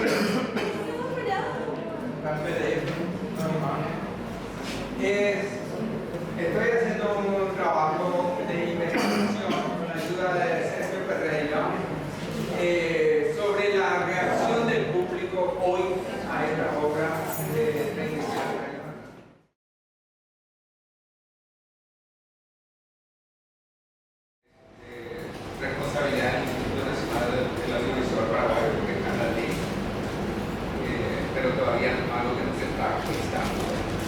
depende mucho de la sociedad civil, lo que nosotros hagamos para que forzar esa entidad que es una equivalente a una biblioteca en la cultura literaria, ¿verdad? En nuestro país tenga, estamos en el siglo XXI, no tenemos una cinemateca. Cinemateca viene de cineteca, ¿verdad? Colección de cine, lo mismo que biblioteca. Bueno, Carlos, ¿qué pasa vos? Vamos a dedicarle unos 15 minutos a este tema. Bueno, principalmente más allá de exponer alguna temática, alguna problemática específica que tiene que ver con los técnicos, yo hablo, digamos, para cualquier consulta que tenga los técnicos. Yo creo que eso va a nutrir más, que yo pueda guiarnos, digamos, en los procesos que tienen que tener con respecto al trabajo de rescate, restauración y acceso de materiales audiovisuales. Vamos a enfocar puntualmente en materiales audiovisuales. Esta disciplina se hereda de la bibliografía, digamos, tiene su herencia, digamos, en las artes, en la restauración pictórica, digamos, tiene una base, digamos, en la cual poder manejarnos, digamos, ciertos criterios. Es importante aclarar que el laboratorio nace de la necesidad de muchos directores y productores audiovisuales de trabajar con archivos. Entonces, cuando tenemos que trabajar con archivos, nos encontramos con muchos problemas, ¿verdad? El principal problema es que si hoy queremos producir una película en el 2026, vamos a tener que trabajar obligatoriamente en Full HD 4K. Entonces, para poder acceder a que nuestros materiales tengan, digamos, la calidad mínima para poder trabajar en estas producciones, nuestros materiales se tienen que adecuar técnicamente a esas calidades que son requeridas. Entonces, el laboratorio nace con una necesidad de preservar y restaurar archivos audiovisuales, pero nace con una necesidad de curadores, de artistas, en general, artistas, instituciones, de acceder a materiales audiovisuales guardados, no guardados, extraviados, encontrados, ¿verdad? Y esa disciplina de insertar hoy materiales audiovisuales de hace 5 años, hace 10 años, 20 años, 30 años, producciones actuales, ¿verdad? Requiere un trabajo técnico específico, ¿verdad? Para eso. Yo tuve el gusto de trabajar con Pagencina, con el archivo del terror, ¿verdad? En el cual encontramos digitalicé más de 500 horas de archivos de audio, ¿verdad? Que son el archivo de la dictadura, ¿verdad? El archivo del terror, 500 horas que lo escuché las 500 horas, ¿verdad? Es un trabajo que uno tiene que tomarlo con mucha responsabilidad, porque no es solamente acceder a la memoria en general. Cuando uno trabaja con archivos personales, uno accede a la memoria y al recuerdo grabado de una familia o de una persona. Pero siempre, y eso pasa también con la película, es un reflejo social de la época, político, arquitectónico, estético, digamos, se desprende de cualquier archivo. Por más que uno diga, esta es una foto de mi familia, si yo pongo la foto y la analizamos realmente, fríamente, en un archivo vamos a encontrar tipo de ropa, tipo de corte, tipo de accesorios, vehículos de fondo, el tipo de apertura de la casa, si es de madera, si es de aluminio. Podemos sacar una cantidad de datos, ¿verdad?, que hace que cualquier foto pueda contener todo un abanico, ¿verdad?, de elementos que hacen un contexto histórico. Entonces, eso requiere que tratemos a todos los archivos, sea la foto mínima o el archivo mínimo de audio, con mucho respeto. No es nuestra historia como técnicos, como preservadores, no es nuestra historia, no son nuestros videos, pero si nos llaman a nosotros a trabajar con esos materiales, tenemos que tratarlo mucho respeto. Y con mucho respeto significa ser profesionales en el manejo del archivo, sí, físicamente, pero ser profesionales en la metodología de tratarlo.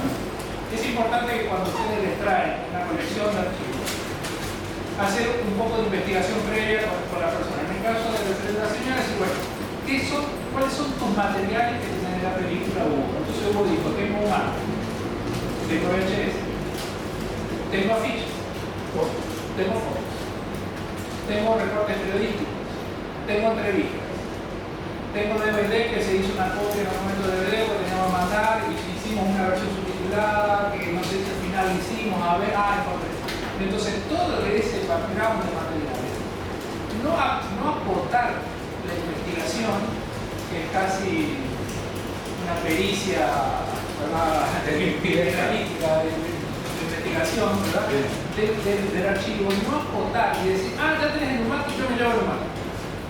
No, hay que tener la amplitud para decir, dejemos que esta investigación tenga su proceso, porque no son materiales en el caso de que lo tenga a mano. En el caso del archivo del terror, por ejemplo, nos encontramos con faltantes. Entonces, de las 500 horas que yo escuché, por ejemplo, yo creo que un 10% de cassette faltan fueron extraviados, alguien comprometía seguramente esos cassettes, ¿verdad?, que hicieron desaparecer esos cassettes, donde hay testimonios muy importantes. Pero eso, si uno no lo toma con tiempo, ¿verdad?, es muy fácil saltear esa información. Decir, falta. No. Entonces faltan, uno detiene la investigación y va a la fuente y dice, ¿por qué faltarán estos archivos? Entonces ahí uno empieza a tomar datos y te dice, no, mira, en un momento hubo un robo, en un momento desapareció, en un momento hubo un personal que vino, que no sabemos y que puede haber desaparecido. Entonces hay que tener muy en cuenta y tomar mucho detalle, mucha seriedad en el manejo con los archivos. Hay algo que ustedes tienen que tener en cuenta. Cuando ustedes, en el momento que ustedes acceden a un archivo, cassette, de audio, de video, tal vez sea la última vez que ese material va a ser analizado, digitalizado y trabajado. Tal vez sea la última vez. En el caso de la producción de Secreto de la Señora, tuvimos que esperar 30 y pico de años, ¿verdad?, para que el material reflote, ¿verdad? Entonces yo hoy, cuando Hugo me llama, yo lo tomo con esa seriedad. Tal vez es la última vez en su historia que yo voy a poder acceder a este material, o que alguien va a poder acceder a este material. Tal vez después del 2026, capaz que tal vez nunca más el Secreto de la Señora tenga una versión digitalizada. Pero entonces tenemos que tomarlo así. Tal vez yo soy el último que va a tocar este cassette. Yo soy el último. Entonces a ese nivel parece un poco exagerado, pero tómenlo así. O sea, tal vez yo sea la única persona que toque. Mi material familiar, por ejemplo, los cassettes familiares, los cassettes que yo digitalicé de mi familia, que son músicos, tal vez yo sea el último de todas las generaciones que voy a poder acceder al cassette de mi tío. Entonces, teniendo en cuenta eso, tenemos que agotar técnicamente los mejores recursos que tengamos y que, o sea, tratemos de digitalizar con los mejores digitalizadores, tratemos de hacer, por ejemplo, una buena catalogación. Es muy importante, una vez que, en el caso de la señora, una vez que uno tiene la cantidad de materiales de producción, hacer un trabajo de catalogación de material. Al momento de hacer un trabajo de catalogación, tengan en cuenta todos los datos que están escritos en los soportes, ¿verdad? Cuando entramos en la parte digital, después para que ustedes investiguen, entren en la parte de metadatos, que es como la parte del archivo digital, ¿verdad? Es como que se usa la información que el metadato contiene para el archivo digital. Entonces hay que saber la procedencia, saber cómo se grabó, cuándo se grabó, todo eso antes de digitalizar nada, es todo previo, ¿verdad?, a digitalizar nada. Entonces es todo físico. Este cassette dice en esta etiqueta última copia, anota, dice última copia. Encontré otro cassette que dice primera copia, anota, esto dice primera copia. Es una planilla que uno tiene que llevar todo el trabajo. Todos esos datos a veces parecen inconexos, que no tienen ninguna relación con nada, pero en algún momento se van a encontrar con información que tiene que ver con esos datos que están escritos. Uno de los grandes problemas que tenemos en toda la producción en Latinoamérica específicamente es que no tiene mucho contacto el archivo con la producción. Encontramos cassettes que no tienen ningún dato de archivo. No sabemos ni quiénes actúan, ni cuándo actuaron, ni cuándo no actuaron. Es como algo que está huérfano de toda tanto producción. Pero como sabemos que los relatos y los recuerdos resurgen en la medida que uno ejercita, ¿verdad? Eso, cuando uno empieza a preguntar, te empiezan a decir. Uno reconoce a una actriz, un actor, y uno va y le pregunta y dice, no, este lo dirigió fulano. Y lo produjo fulano. Entonces cuando uno va a hablar, investiga, empieza a salir como la información de producción. Lo mismo es esa información de producción, tal vez seamos nosotros lo último que podamos acceder. Porque a medida que pasan los años, ¿verdad? La gente tiene la mala costumbre de morirse y de no dejar escrito, ¿verdad? Nada, qué mala costumbre. Se mueren y no dejan ningún dato. Entonces se queda en los casetes. Entonces ese es un problema que tenemos. Entonces es importante que nosotros hagamos esa planilla, es importante que nosotros busquemos que eso quede registrado en alguna nube, en algún archivo, no en un pendrive que después desaparece lo mismo que la gente, ¿verdad? Sino en algún lugar que se vuelve. Por ahí uno encuentra algún nieto, ¿verdad?, de un productor o algún hijo de un productor y dice que a mí me interesa tener archivos, bueno, pasar información. En el área de preservación y de restauración es primordial la generosidad. Nosotros somos los más generosos del mundo. ¿Necesitas digitalizar tu material? Yo te lo digo. ¿Necesitas? Yo voy a hacer. ¿Necesitas que te averigüemos quién es la que aparece? Nosotros vamos a hacer. Si no somos generosos, esto es algo que no se activa. O sea, se activa con la memoria, con la colaboración de todos. Aunque uno no crea un dato menor que parece perdido, termina siendo, ¿verdad?, la punta de un ovillo de una información riquísima. Carlos, te quedan 4 minutos. Entonces, una pregunta. Sí, entonces, básicamente es eso, ¿verdad? Que los procesos técnicos son muy técnicos. Ahí vamos a ver un videito cortito de esta señora, los procesos se digitalizaron, eso es en el IPAC, donde tenemos el laboratorio. Les invito a que vayan a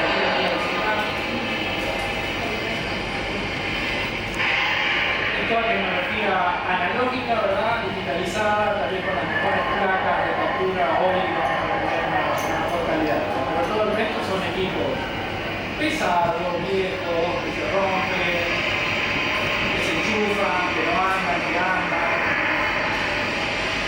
Porque aquí estamos viendo 2 videocaseteros más. Sí, uno solamente rebobina, por ejemplo.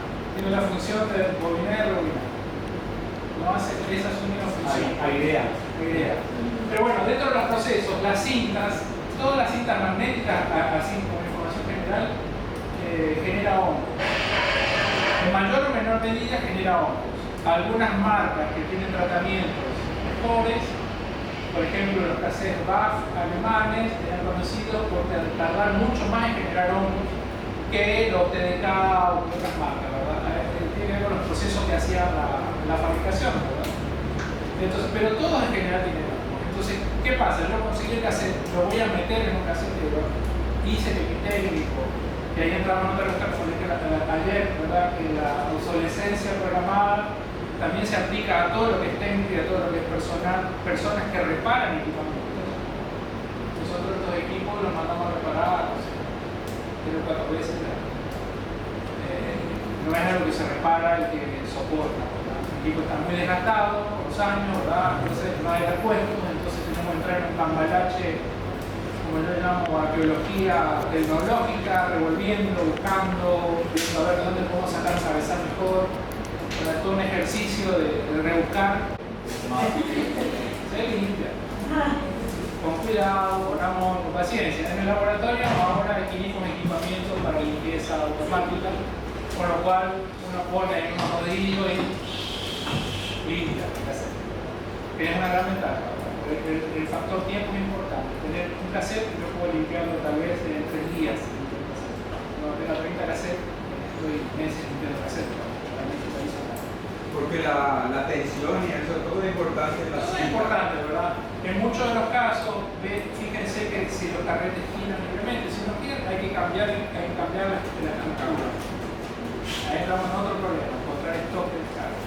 En neumático y Betacam es imposible, tengo que encontrar materiales de descarga. O sea, para ver qué funciona. No hay nuevo, no hay que hacer nuevo. En el VHS hay todavía que hacer nuevo. En audio también hay que hacer nuevo, por lo menos puede usar una carcasa nueva con la cinta fija. Entonces, a partir de ahí empieza el proceso de digitalización. Una vez que se digitaliza, hay un proceso de restauración digital, que eso ya es en una computadora. Cuando uno va a hacer restauración digital, nuestro objetivo es el análisis del contenido, el análisis de producción de la película, y tratar de restaurar a sus colores originales, a su sonido original, a cómo se veía en la época. No sirve de nada que uno lo vea la inteligencia artificial y que la inteligencia artificial diga esta imagen está deteriorada, yo voy a hacer que todo esto parezca maniquí. O sea, tiene todo lifting, ¿verdad? ¿Pero por qué? Porque la inteligencia artificial no tiene esta información de producción. Entonces va a tratar a todo el material de igual forma. Donde no hay señal suficiente de video y va a haber un poco de ruido, va a completar con negro sólido. Si no va a pensar esto es un neumático y las cámaras y los sensores no registraban tanto la luz, entonces tengo una imagen un poco ruidosa. No va a registrar eso. Entonces tengan en cuenta siempre la investigación de producción. Es una película de 1989, es una película que se hizo por equipamiento de un canal, es una película que se editó de forma analógica, es una película que si bien tenemos versiones digitales, en esta etapa va a merecer una nueva digitalización. Entonces en el momento de restaurar, ¿qué vamos a restaurar? Vamos a restaurar defectos, vamos a restaurar rayas, vamos a estabilizar imágenes. La restauración va a pasar por eso, y si tenemos tiempo vamos a tratar de hacer un upscale, un rescalado del material a Full HD. ¿Por qué? Porque posiblemente lo querramos pasar en redes sociales, lo querramos pasar en una sala de cine, lo pasemos hoy en cualquier televisor y va a repetir Full HD. ¿Verdad? Esta imagen, por ejemplo, actualmente es imposible pasar en salas. No se puede, ¿verdad? Por eso pensó televisión, ¿verdad? Pantallas mucho más chicas. En el momento que la vamos a rescalar, ¿verdad? Hay un trabajo que sí la inteligencia artificial nos ayuda, ¿verdad? Va a ser un rescalado, pero solamente que complete píxeles, los mismos píxeles que están, hasta llegar a la calidad de imagen, no toque nada más. Nos vemos muy tentados de querer tocar los colores, de querer tocar las cosas. Muy tentador eso, porque uno tiene un ojo que dice, no, pero esto se tiene que ver. Investiguemos. Entre todo investiguemos y veamos. Es lo mismo que lo digo, tratar de restaurar, no sé, una obra de arte, 1700, 1800. Uno, ¿qué hace restaurar? Y limpia y repara roturas. O sea, no hace más que eso. Limpia, repara roturas, le cambia el marco y se terminó. No va a decir, che, la verdad que el rojo debería ser más rojo, más vibrante, y no hace eso. Carlos, y al respecto mismo, por ejemplo, algo que nos pusimos de acuerdo también es el trabajo de restauración que ibas a hacer, y yo como curador, ¿verdad? Es de respetar los desniveles que tiene el video. Es decir, nosotros podríamos trabajar escena por escena, que es un trabajo largo, tedioso, requiere dinero, tiempo. De decir, bueno, esta es una toma que tiene unos balances de blanco, de negro, de broma, pero la siguiente toma puede ser que no, porque el video analógico no tenía lo que tiene el digital. Este se parece mucho, ¿verdad? Es la misma iluminación. Si esto no hubiese sido el mismo día, por ejemplo, esta continuidad de tomas, de escena, de acción, perdón, en una escena, son varias tomas que componen una escena. Si fuese 8 días con más sol, en el video analógico se notaría muchísimo, ¿verdad? Puede ser que digitalmente se cubra eso, ¿verdad? Pero no sería correcto, a mi modo de ver, con la obra, porque la obra en sí misma tenía ese defecto, ¿verdad? O sea, era parte de su forma orgánica de ser, ¿verdad? De su estética. Y esta también se parece bastante a la luz. Tal vez fue en otro día, en otro momento. Entonces nos vemos muy tentados de tocar esas cuestiones, que también son a la producción, ¿verdad? Porque el mismo Hugo, que fue aquí, por ejemplo, él puede estar tentado hoy, por ejemplo, de tocar cosas que antes no podía tocar. El caso de Carlos Ayer, por el pueblo, es un caso clarísimo, fascinante, porque finalmente es un artista que se convierte su arte en la transmutación de su misma película. La versión que yo vi de Zaguier en el 2022 o 23, no, el 19, porque pasaba el cine, el homenaje. No tiene nada que ver con las anteriores versiones. Él tocó y siguió tocando el pueblo, y la siguió tocando, y todavía siguió tocando el pueblo, ¿verdad? Entonces, el mejor se estaba vivo y va a seguir tocando. Yo creo que sí, es una obra que es artificial. Sí, claro, ¿verdad? Entonces hay artistas que tienen, ¿verdad? Dicen, no, y acá yo sé que esto habría que. Lo podemos cambiar. Como restaurador, yo les digo, restauren el material original, que acepten los errores, que se den problemas, y después va a haber otro proceso. Eso va a quedar para adelante. Pero a veces cuando uno toca archivo, uno se ve tentado, principalmente si tiene curadores, tocame esto mejoremos el audio, por ejemplo. En la película hizo falta mejorar el audio, ¿verdad? Hay una cuestión que tiene que ver con el rango dinámico del audio de la época, con la producción de sonido de la época. La película, la imagen tiene un concepto, yo digo, estético cinematográfico, ¿verdad? O sea, hay una intención estética cinematográfica, lo que no se condice con el audio. El audio es un audio de producción televisiva pobre de la época. Sí. Con micrófonos pobres, con edición pobre, estaban muy pobres técnicamente, ¿verdad? De registros. Si bien hay composiciones musicales hermosas, preciosas, para pensar aparte, ¿verdad? No se luce porque técnicamente los rangos de volumen, la mezcla en sí, no se mezcló para cine, se mezcló para televisión. Para que se vea un televisorcito con dos abanicos. Entonces tocamos un poco. Aquí, por ejemplo, Carlos, a mí me molesta mucho este cambio de luz ahí, de tono. Pero me lo como porque fue así. Tengo como otra luz. Sí. Esto está retardo, sí. No, yo creo que el balance de blanco no se hizo bien y entonces salió amarillento de los perros, ¿verdad? Son cosas que hoy día llaman mucho la atención, pero en aquella época también el público aceptaba esto como algo aceptable, ¿no? Sí. Entonces, la estética va cambiando, nuestro sentido estética va cambiando con el tiempo. También sobre la velocidad, ¿verdad? Decimos, bueno, esta película es lenta, ¿verdad? Los comentarios sobre nosotros mismos, porque estamos acostumbrados a ver cosas más rápidas. Sí, todas las artes no tienen ningún problema de tiempo. Hablan, por ejemplo, de las obras de teatro que no tienen que durar más de 45 minutos. De la audiovisual le pasa lo mismo, ¿verdad? Las redes sociales hacen que nuestra atención realmente nos cuesta. Y sobre los procesos de restauración, otra cosa que les digo es que pongan plazos específicos. Que pongan plazos, es decir, bueno, yo estoy a trabajar un mes y trabajen un mes. Realmente dediquen un mes de trabajo, pero al mes se terminó, completé todo el proceso. O sea, que no dejen cosas inconclusas. Pero eso es importante que decía que nunca concluye todo el trabajo. Nunca concluye, pero es importante que en esta etapa tenga un cierre. Para decir, vamos a llegar hasta acá, o hasta acá no vamos a llegar. Después abrimos otra carpeta y buscamos una continuidad de esto. Pero hasta acá llegamos a esto y entreguemos un resultado. Porque el resultado, que es lo que fue ayer, lo que hoy, siempre es grato. Nosotros siempre vivimos encerrados, con los bibliotecarios, ordenando libros, nosotros ordenamos los archivos, estamos así, al mínimo, buscando el defecto, restaurando, somos bichos que vivimos encerrados, ¿verdad? Entonces, si no tenemos esta retribución, que tiene que ver con el acceso a los materiales, una exhibición donde se puede ver el material, donde vos recibís la primera actriz, ves, digamos, involucrar la producción, no te vuelve eso, y es importante que eso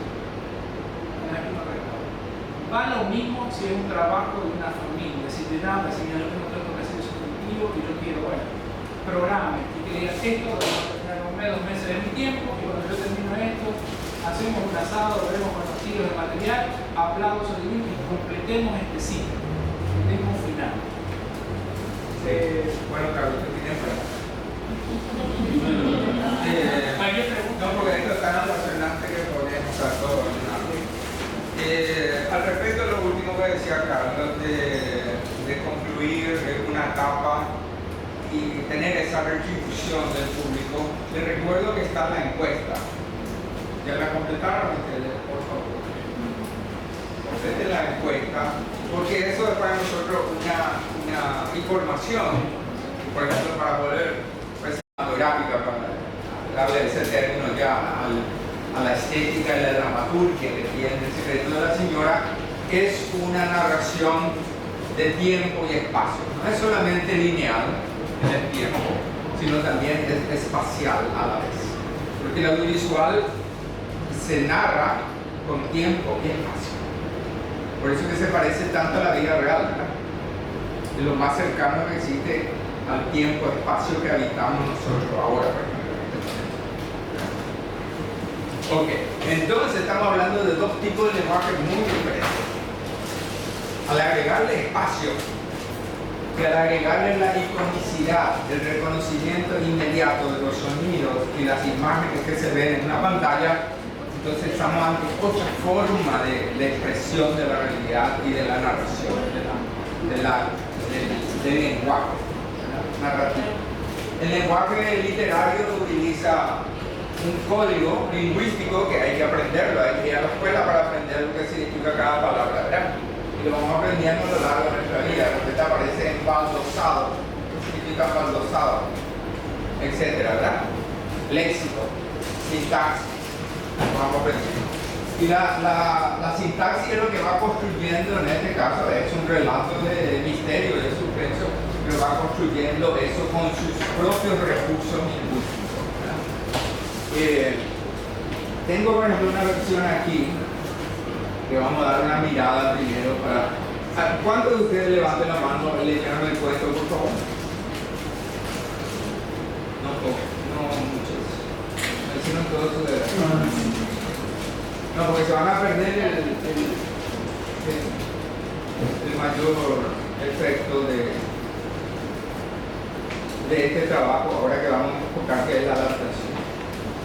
Ok, aquí hay un PDF en el que dice lo siguiente. Ven unas marcas. O sea, hay marcas de los colores. Las marcas en este color rojizo que ven son marcas que demuestran significantes en la construcción narrativa de este relato. Vamos a identificarlas y ustedes piensen en la película a ver si nos conservó o no, ¿verdad?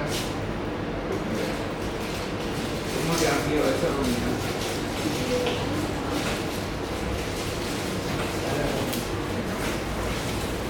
Mi capacidad tecnológica un poco más libre que viene para agrandar.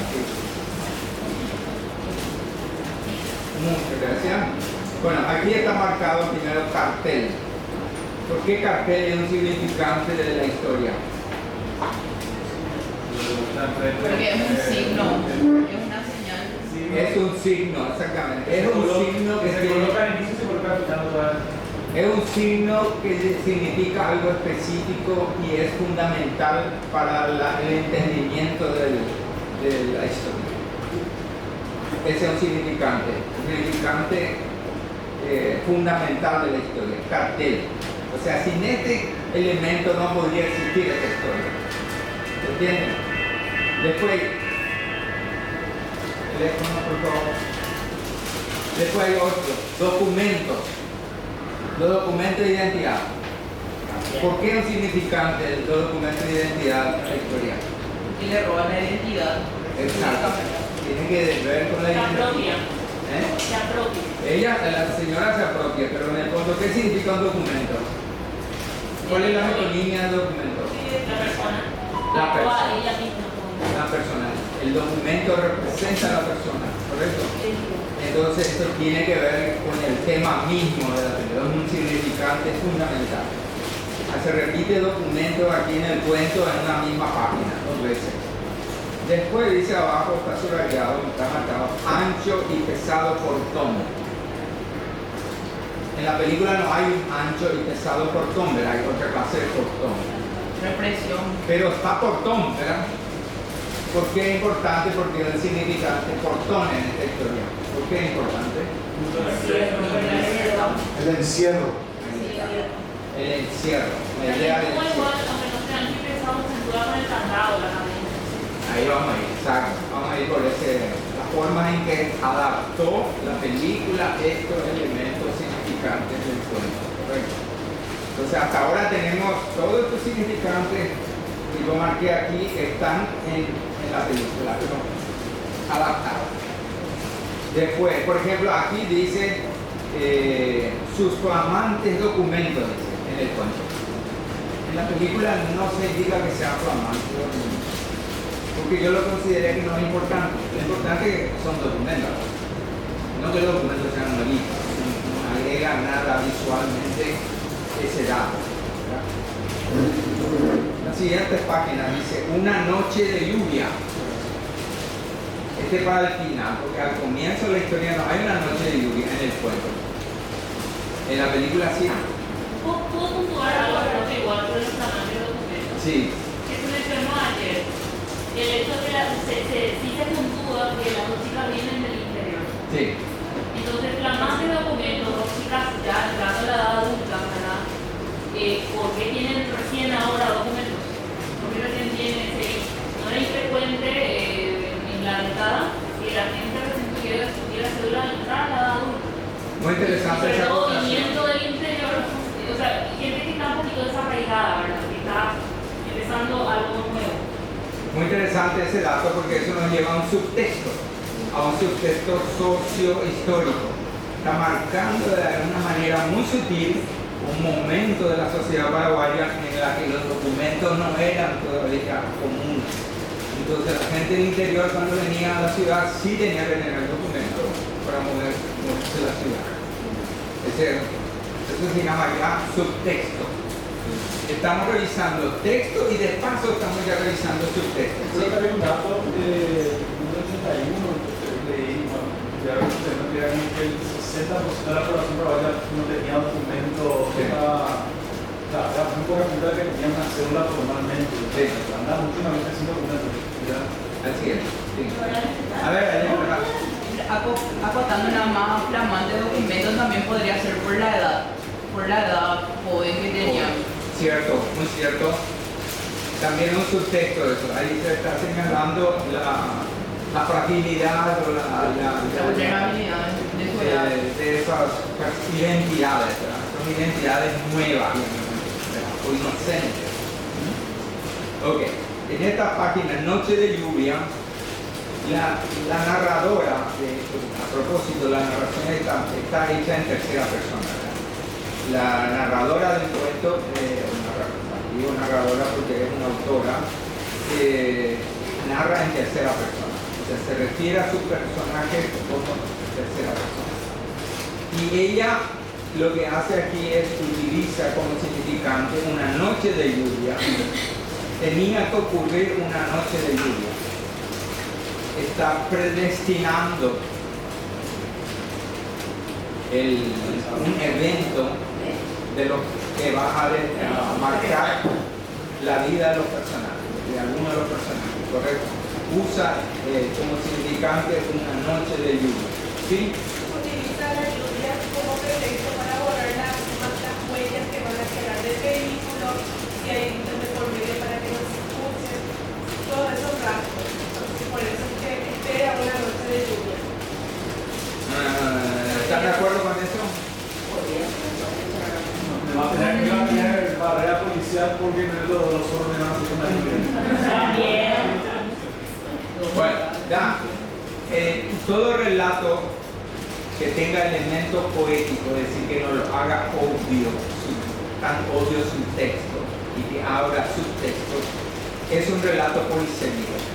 Cada lector, cada espectador tiene la capacidad de proyectar su propio conocimiento, su propia imaginación, su propia sensibilidad en un texto. Así que tu interpretación es válida.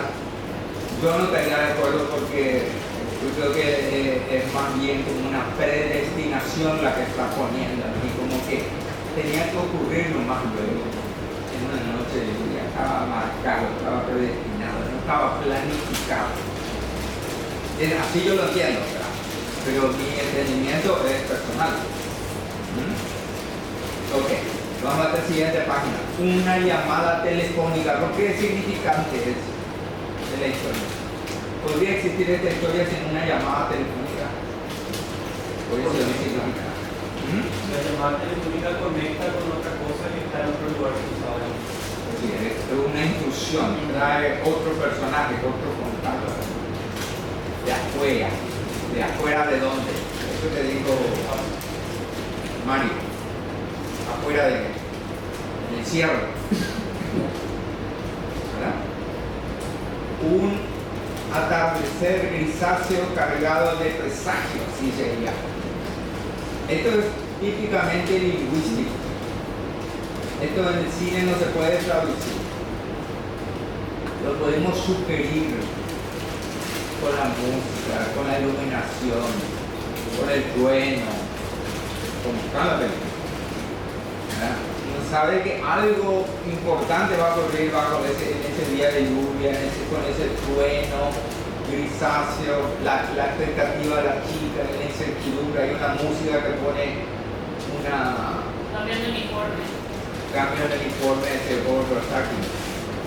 Aparato filmisco que ni siquiera parecía que pudiera funcionar. Pero es secundario, no es significante, es fundamental. Después dice, hablaba de mercadería de buena calidad y los próximos envíos.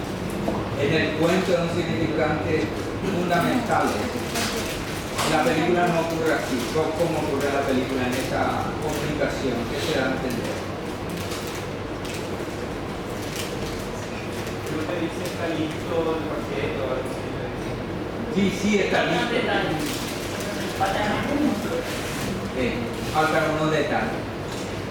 Y las cartas también. Está muy buena. Sí.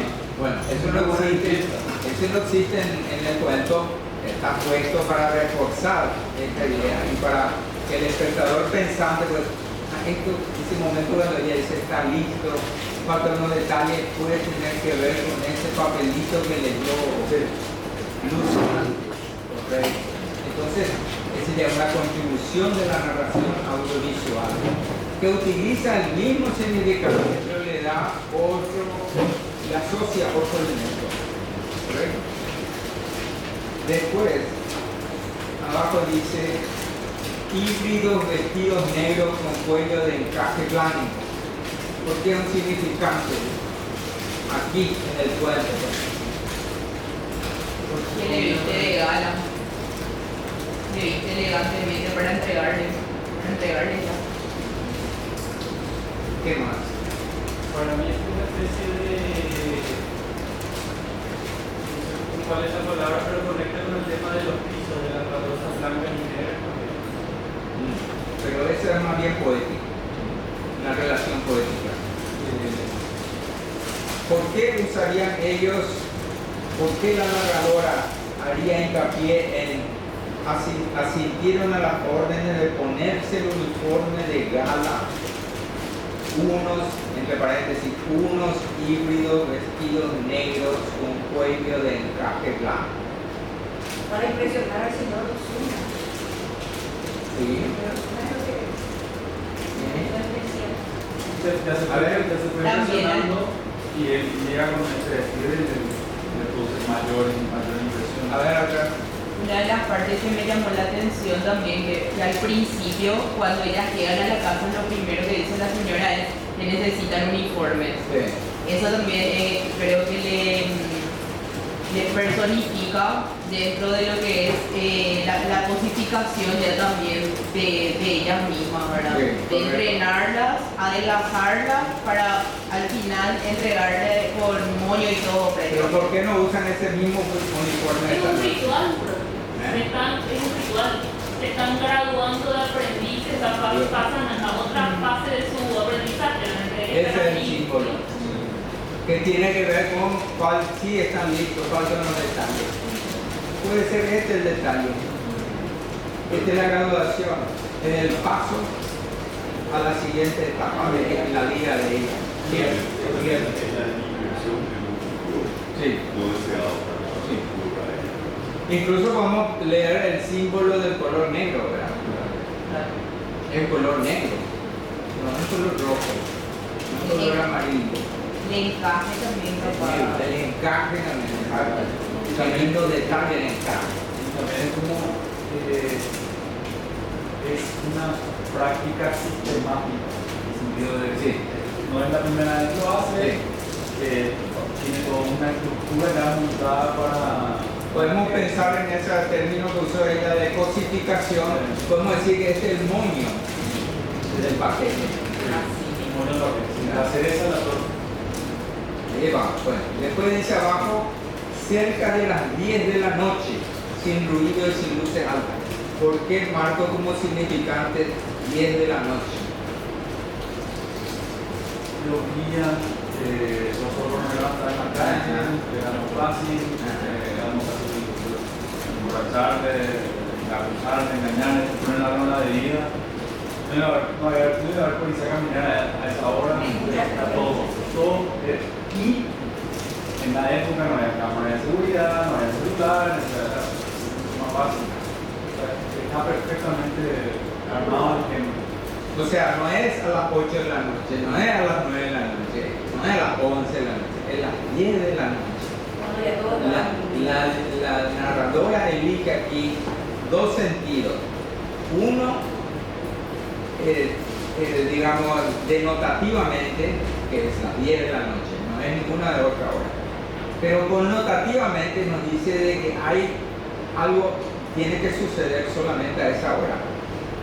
Porque en el llamado telefónico ninguno de ellos dice a qué hora vas a venir, te voy a esperar a tal hora. Ya saben los dos la hora marcada.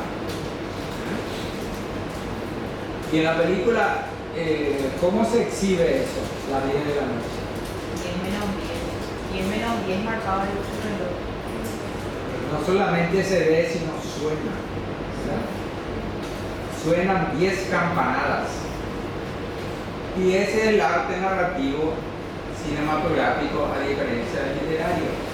El cinematográfico tiene que mostrar, tiene que exponer, no tiene que describir.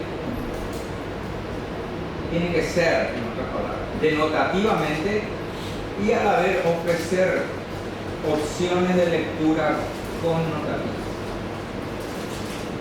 ¿Correcto? Ahora vamos. Llamativo es más que acá hay colegas del teatro, quizás en el teatro que no se tienen esos recursos, sí. Es algo que pongamos en ópera, el sonido de las 10 campanadas, pero alguien va a decir, ya casi son las 10 o ya van a ser las 10. Así, voy a usar la palabra hablada. De hecho, en el teatro, el lenguaje principal del teatro es el lenguaje oral, verbal. Acompaña la gestualidad, muchos signos no verbales, vestuario, luces, etc. Pero el teatro se comunica, el código principal del teatro es lo verbal. Así como en la literatura es aún peor, ¿verdad? Es estrictamente verbal. En el audiovisual tenemos 3 códigos grandes, ¿verdad? Lo que se ve, o sea, la imagen, lo que se escucha. Ahí entran sonidos de diversos tipos, sonidos ambientales, sonidos, efectos sonoros, incluso el silencio se escucha en el audiovisual. Y la música, 5 elementos grandes, ¿verdad?, en la banda sonora audiovisual. Y utiliza también la palabra hablada. La palabra hablada es un accesorio más de codificación. El principal en la imagen audiovisual es la imagen. En la narración audiovisual es la imagen. Ahí es donde se comunica principalmente la narración. ¿Correcto? Después aquí tenemos abajo un automóvil grande y oscuro. Otra vez aparece lo oscuro, lo negro. Es un automóvil grande y oscuro que penetró en el patio como si conociera el camino. Ahí se refuerza que la idea de lo predestinado, ¿verdad? Las 10 de la noche, el auto, conoce el camino. Algo turbio. Algo turbio, oscuro. Y el auto grande, un maletero grande para guardar cosas. Exacto, no es un auto personal. No era un Fuca. No era el Fuca del muchacho. Bueno, después marco aquí en las últimas 2 páginas, impermeables. ¿Por qué en el cuento es fundamental e impermeable? Porque dice que vende el señor Otazo. Y anunció que si todo se concentraba, le iba a regalar los impermeables que vende el señor Otazo. En la película los impermeables tienen otro sentido. Aquí en el cuento está marcado como algo muy importante. Es un significante fundamental. En el tercer acto, estamos ya hacia el final de la historia, ¿verdad? Una protección, profe. protección. ¿Qué más? Para que no lo vea.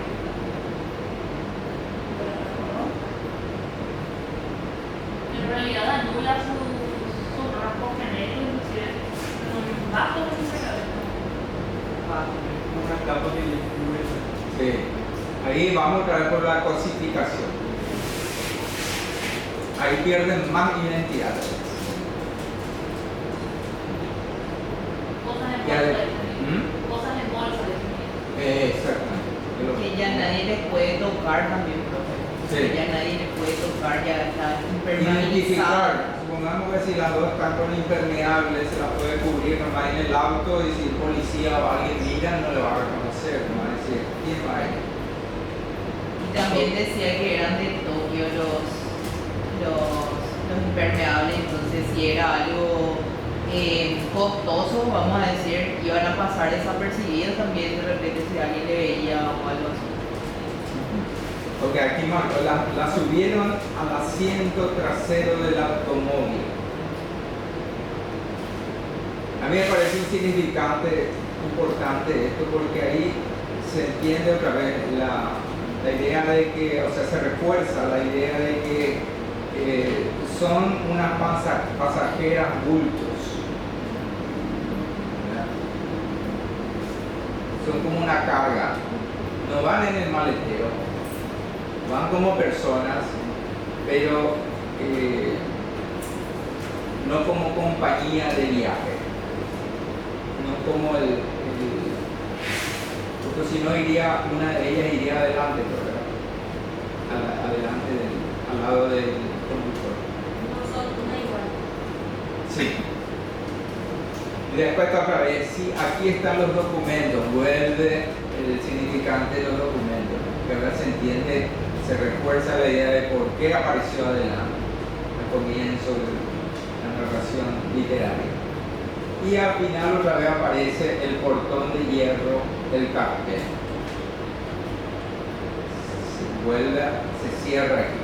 Este tiene entonces una estructura cíclica. Es una historia como la grande historia, que empieza en un lugar y termina en el mismo lugar. Okay. Por otro lado, aquí está marcado en azul pasajes del cuento que no utiliza la película o que fueron transformados. Por ejemplo, en el cuento en ningún lugar existe un nombre de las chicas. Dice la que llegó primero y dice la que llegó después. No tienen identidad propia. No dice tampoco de qué ciudad. No dice tampoco de qué ciudad. Así mismo. No tienen identidad. Y la señora tampoco tiene identidad. La señora nada más. Bueno, en este párrafo dice la que llegó después hizo una mueca de disgusto, pensando tal vez que eso ya era impertinencia, pero la otra, que tenía la risa fácil, la hizo desistir de una contestación altanera que por cierto hubiera dado fin a la entrevista. O sea que aquí hay un momento de la escena en que se crea una relación entre las dos y se marca un poco el carácter de cada una, ¿verdad? Cosa que está en la película. Pero el incidente, lo que sería el evento o el acontecimiento externo de esa relación es diferente en la película, ¿verdad? Usted sabe que en dramaturgia se pueden clasificar los eventos como externo e interno. A un acontecimiento interno se le llama, a un evento interno se le llama acontecimiento.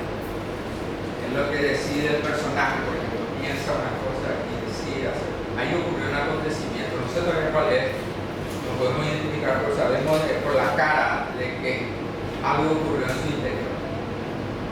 Supongamos que hay un corte y después le vemos ya echando la pared. Ese es el evento exterior. Se llama evento en realidad, pero un acontecimiento exterior. Entonces la dramaturgia se maneja como hay vida que se está moviendo entre lo que es el interior de los personajes y en el exterior de los personajes. Entonces, muchas muchas veces también no entendemos muy bien por qué un personaje hace tal cosa, porque hubo un acontecimiento marcado. Hace nomás. Y si no, ¿por qué está haciendo eso? ¿Verdad? ¿Le habrá ocurrido usted alguna vez en una película? Se pregunta, a veces se hace red de eso, ¿verdad? Porque después se le cuenta al espectador el acontecimiento interior. Después se le cuenta por qué hizo, la motivación. Bueno, entonces este fue un momento, otro momento hace. Perdón, ese momento que dijiste, eso se sacó de la película, no aparece en la película. No aparece en la película. Sin dar oportunidad a que las jóvenes hablaran, explicó que era extranjera y vivía sola. No tenía amistades ni tampoco se relacionaba con los pocos vecinos de aquel barrio. Solo tenía 2 perros encadenados durante el día que de noche se tornaban en celosos centinelas. Bueno, este es el recurso literario, ¿verdad? Narrarlo en una descripción e incluso en algún tipo de comentario que hace la narradora. Esto no sirve en cinematografía. Cinematografía lo tiene que mostrar. En vez de que ella diga, tengo 2 perros, después mostrarlo a los perros, sería redundante. Vas a llegar a un mal momento que vas a mostrar a los perros. No es fundamental de que narres de que los perros van a aparecer más adelante. Tampoco de que ella vivía sola en extranjera, que en la voz ya se nota que es extranjera. En la forma en que se mueve, vive y más adelante cuando ella, las chicas ya se mueven en el interior, vemos que vive sola, no hace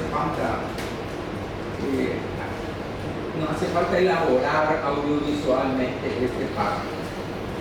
Se lo va diciendo de otra manera, en otro lenguaje, eso es lo que estoy queriendo decir, ¿correcto? O sea que esta información está, pero no está dicha así. Sí. Se coloca en el libro para que el lector pueda imaginar y crear en su mente cómo podría ser el personaje. Sí. Sí, es importante en el cuento esto. Pero los recursos para la película son diferentes. Eso no es lo que estamos marcando. Después aquí ella dice, los guardaré en la caja fuerte hasta el día que se vayan. No existe caja fuerte en la película. No hace falta. No diga nada. Intentemos de que ella tiene su... Ahora ella tiene un secretario, que también se menciona aquí, y ella tiene un secretario. Ese secretario en la película un día quedó con la llave puesta. Y Luce se va y abre. ¿Les parece que la señora dejó adrede eso o fue un accidente que ella dejó la... Accidente. ¿Por qué? Porque si el sitio hubiese sido un poco más perspicaz, se hubiese realmente tomado el tiempo de pensar lo que estaba viendo, ver que había fotos suyas, que había gente que comentaba eso y decir, no, está pasando algo raro, yo me borro. Sin embargo, era como una situación que le comprometía a ella, entonces como que cierra rápido, se va y no lo piensa mucho y deja pasar, ni siquiera le comenta a la otra chica. Entonces para mí la señora se olvidó y ella por accidente vio eso. O dejó como una prueba para ella. Ok, ahora la puerta del dormitorio que se quedó abierta, cuando dice Mari, yo vi que cuando salió hoy no le abrió la puerta, te digo que no le abrió la puerta, vení, y se mete. ¿Fue un accidente o fue premeditado? Fue la premeditado. ¿Ven cómo son cosas diferentes? Ninguna de esas dos situaciones existe en el cuento. Son situaciones nuevas en la película. ¿Por qué están puestas ahí en la película? Pregunto, ¿por qué están en la película? Personalmente en lo de la puerta de la pieza yo no pensé mucho, pero en el del secretario donde encuentra las fotos es como la información que se mete en la película para que el espectador después conecte, claro, funciona como un inicio para que el espectador vaya diciendo, ok, esto posiblemente sea trata de personas. De hecho, cuando yo vi la foto y la carta que se sube, absolutamente en ese momento, ok, trata de personas y todavía otra teoría del cartel. Muy bien, ¿están de acuerdo en eso? Correcto. Y en cuanto al dormitorio, ¿para qué está puesta toda la historia? Yo comento que cuando vi este tema de las escenas, que en lo personal sí era muy incómodo de cierto modo, es que era como ese tema de simbolizar de que son de diferentes estatus y ese deseo, ¿verdad?, de tener lo que tiene la señora. Y de cierto modo también está el otro tema de que si es una prueba que le dejan a propósito entrar a su cuarto, o si se hace, aunque creo que sí o sí podría ser una prueba, porque parece muy tonto, porque les dejaría a propósito entrar en un lugar tan privado como eso. Y eso. Sí, Miguel.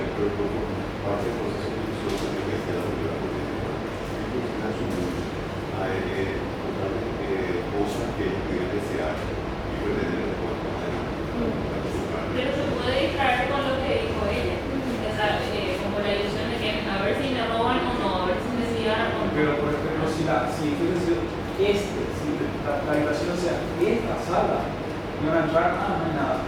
Pero ven el vestido, la guía musical, la pena de gato, etc. O sea, claro, sí. La revista que no habían probablemente en su consumo mediático de aquella época, esa revista era inaccesible. O sea, la señora leía una revista Vogue. O sea, no sé, la revista Nosotros, no sé qué fue Nosotros, ni Andén, no sé qué salía en la época. O sea, era completamente dispar al consumo probablemente. Una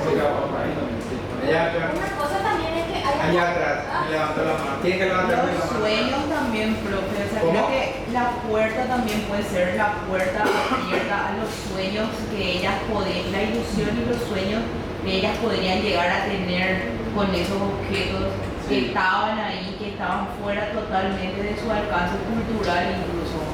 Sí.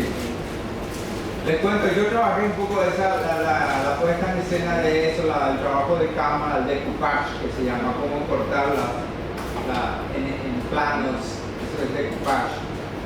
Porque en el guión literario vos no marcas eso, en el guión literario marcas lo que sucede, pero sin la planificación de toma. Después ya en el lugar donde decidimos trabajamos ese trance de cruzar la puerta, está puntuado.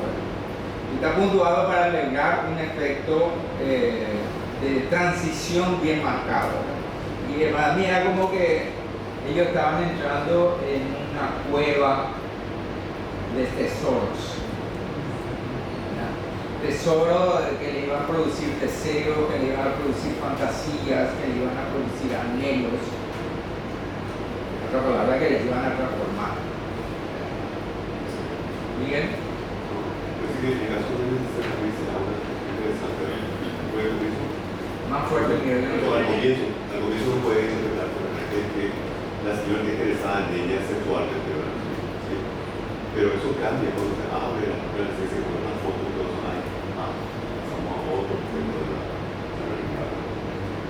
Entonces ahí sí aparece el tema de la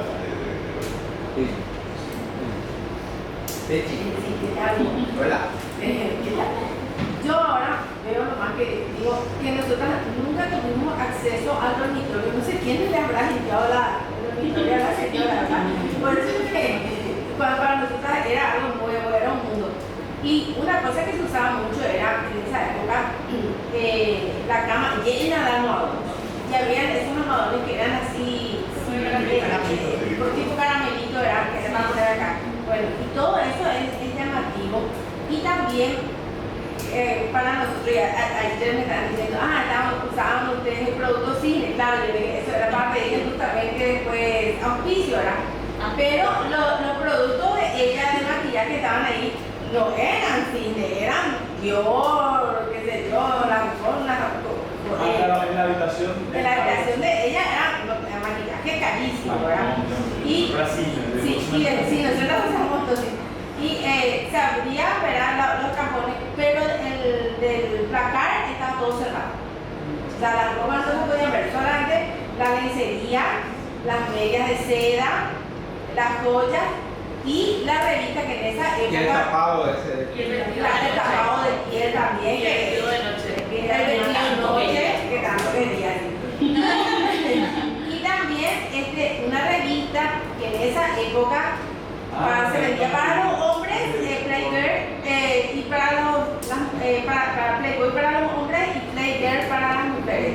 Y yo no me imagino, por ejemplo, en el caso de Lucy, que viene luego allá de San Pedro, en esa época habrá sido más jugar ya, que primera vez veo así un tipo todo modelo, todo desnudo, ¿verdad? Con el pene afuera, incluso se ve un poquitito del pene.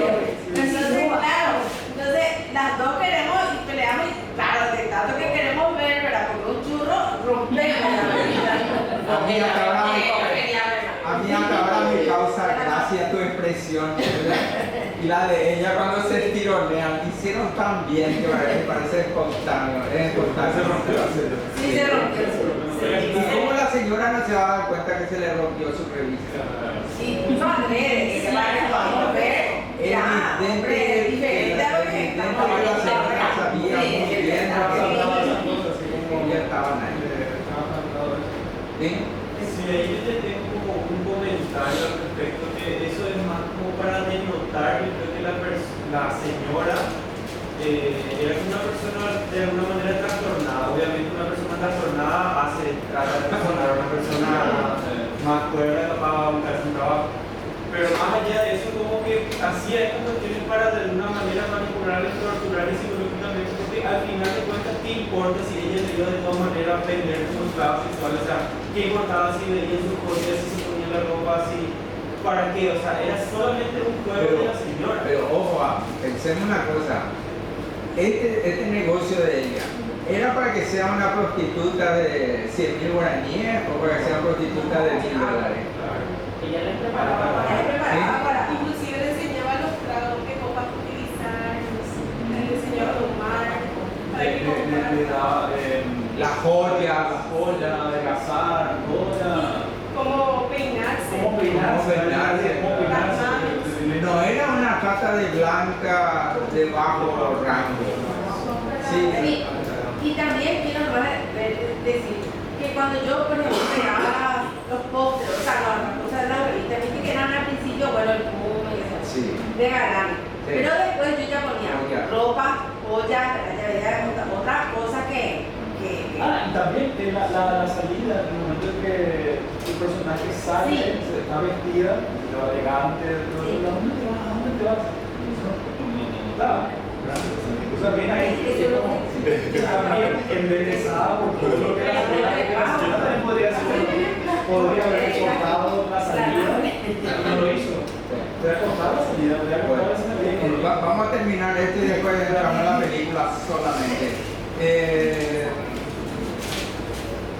Caja fuerte no quedamos. La muchacha se miraba, la oferta era muy atractiva, con un buenísimo sueldo por solo servir a una mujer solitaria en tareas compartidas, no era para pensarlo dos veces. Esta es la famosa reflexión o comentario que hace el narrador lingüístico, ¿verdad?, de una situación, cosa que en el cine no puede hacer, tiene que dejar que el espectador haga esa reflexión, ese comentario. Vos le tirás las informaciones, le tirás los indicios, del espectador va razonando este tipo de cosas. La que llegó primero abrió la cartera que le colgaba en un hombro y la otra hurgó un momento en un bolso de loneta donde tenía sus pocas pertenencias. Ambas entregaron sus flamantes documentos a la señora, pero esta apenas los miró y solo esperando confirmación murmuró: están vigentes, ¿verdad? El tiempo que los guardaba en un bolsillo junto a un nutrido manojo de llave. Esto directamente yo eliminé, a excepción de los documentos que por supuesto están, porque no significan, es fundamental, pero esa cosa que ocurre ahí, la loneta, algún tipo de maleta, eso no me pareció importante. Pero el texto de carta también.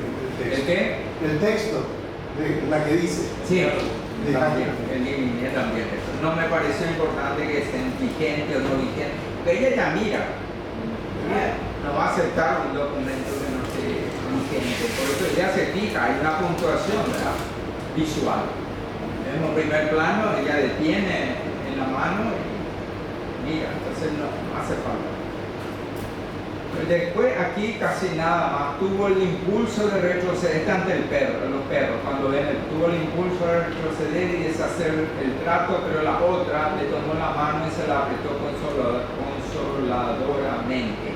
Hay un poquito de eso, ¿verdad? Cuando se asustan de los perros, Mary le hace un poco de pasar, pero sin entrar a este asunto de retroceder y deshacer el trato, para que tenga más fuerza el relato hacia adelante, ellos ingresen ya de una vez. Porque aquí la narradora, Dirma, se toma mucho tiempo en este primer acto. Todo el primer acto es esta contratación de ella, hasta que entra. Y está marcado el fin del primer acto con estos guiones aquí.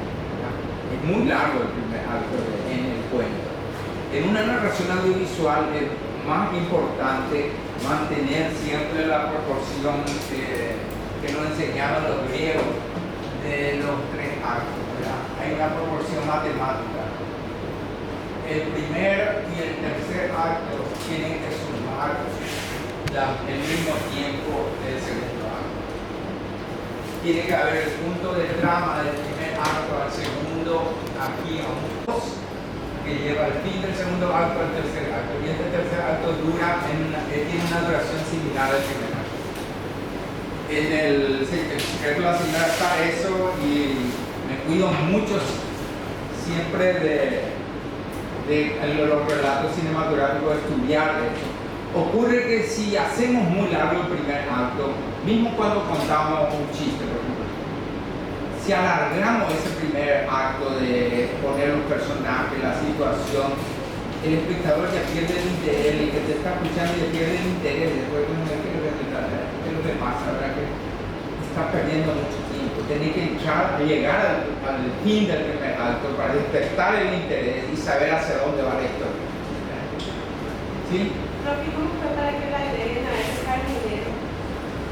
Bueno, vamos a llegar ahí, Gracias por la pregunta. Bueno, después, ante lo que creyeron una cita amorosa, escucharon que la mujer hablaba de mercadería.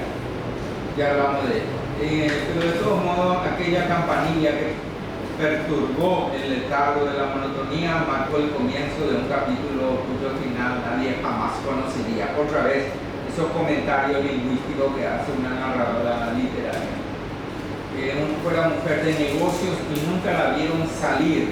No era el momento de hacer preguntas. Bueno, aquí hay un cambio diametral, porque sí en la película la vemos salir varias veces. No sé si alguno se preguntó, ¿qué es lo que se va a hacer esta señora acá? ¿Para qué es lo que se ha eso? Mismo cuando las chicas entran, ¿verdad? Ella carga la... no volver con una bolsa de súper, o sea, que no es que se va al súper, no. Sí. En la noche de lluvia sí vuelve con un bulto. A lo mejor algo extra para la cena especial que ¿sí? Yo en lo personal creo que esta señora se iba a hacer conversaciones con gente para poder venderlas, en qué momento, para poder llevarlas, ya hacía todo ya ese trato para poder secuestrarlas. Sí, ok, bien, muy bien, esto es participación del espectador. Bueno, pero aquí hay un cambio entonces radical. Y en el cuento vivían encerrados, ni la señora salía, siempre encerrada. Esto es la Ilíada. Se dice que hay dos tipos de historias más que podemos contar, Ilíadas y Odiseas. Pensamos toda la historia, o son Ilíadas o Odiseas. Esta es una Ilíada.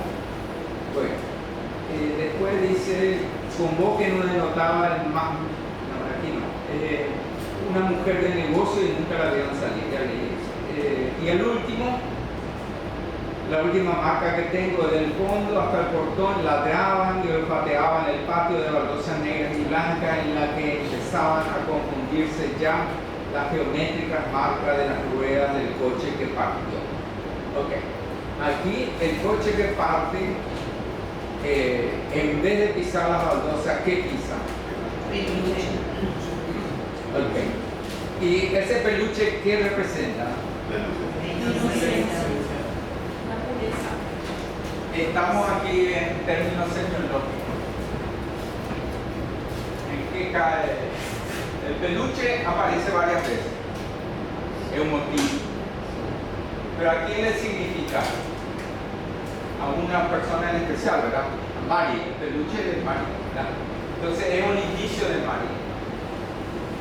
Pero cuando la vemos a Mari y si vemos el peluche pisado por la rueda, se convierte en metonimia, ¿verdad? Si le representa a Mari. Y con Mari le representa a los dos. ¿Qué es lo que está pisando esa rueda? ¿Qué concepto? Ya no Mari. ¿Qué representa Mari y Lucy? La pureza, esa era la idea. De que este era el momento en que se aplastaba, se arrebataba, se aplastaba, se destruía para siempre la inocencia de la pureza. De una manera se la mataba. Una forma de morir, una muerte simbólica. Esa fue mi intención. Yo creo que el público entiende. La vida de ellos cambia para siempre. Es lo que dice el cuento, pero está dicho visual. Lo importante de esa metonimia, de haber hecho haber escrito esto, en el 84 de haber hecho eso, como verle filme y después haberlo seguido en televisión, en el 89, o sea, tiene un significado muy importante porque en la televisión no existía, no había un reportaje especial sobre trata de personas, era como esto no se habla. Claro, había que no estaba en la pantalla, en horario central, los teléfonos hablaban en horario central. Pero creo que tiene también un aspecto terrorífico, vamos a decir. En algunos momentos a mí yo me imaginé que iba a haber una muerte, por ejemplo. Pero ¿crees que ahí se iba a perder un poco el tema de la trata de blancas? O sea, ¿en algún momento llegaste a pensar en introducir un homicidio o algo así? ¿O directamente no? Una de las cosas que a mí más me atrapó de este cuento, y yo creo que es una obra maestra del relato corto paraguayo, es que la condensación que tiene, la síntesis que tiene. Y yo lo quise conservar eso, pero a la vez, aquí me lleva a esta cuestión, a la vez había una cuestión de producción que tener en cuenta, es decir, al adaptar yo el cuento tenía que pensar en si íbamos a poder realizarlo o no. Porque si, por ejemplo, si salíamos de la casa, del encierro, para contar otras cosas, iba a haber más producción, más gastos, más personajes, más situaciones. Iba a complicar nuestra puesta en escena. Entonces, yo quise mantener esa idea de lo mínimo, lo minimalista. Ahora vamos a ver la adaptación propiamente. ¿Qué pasó?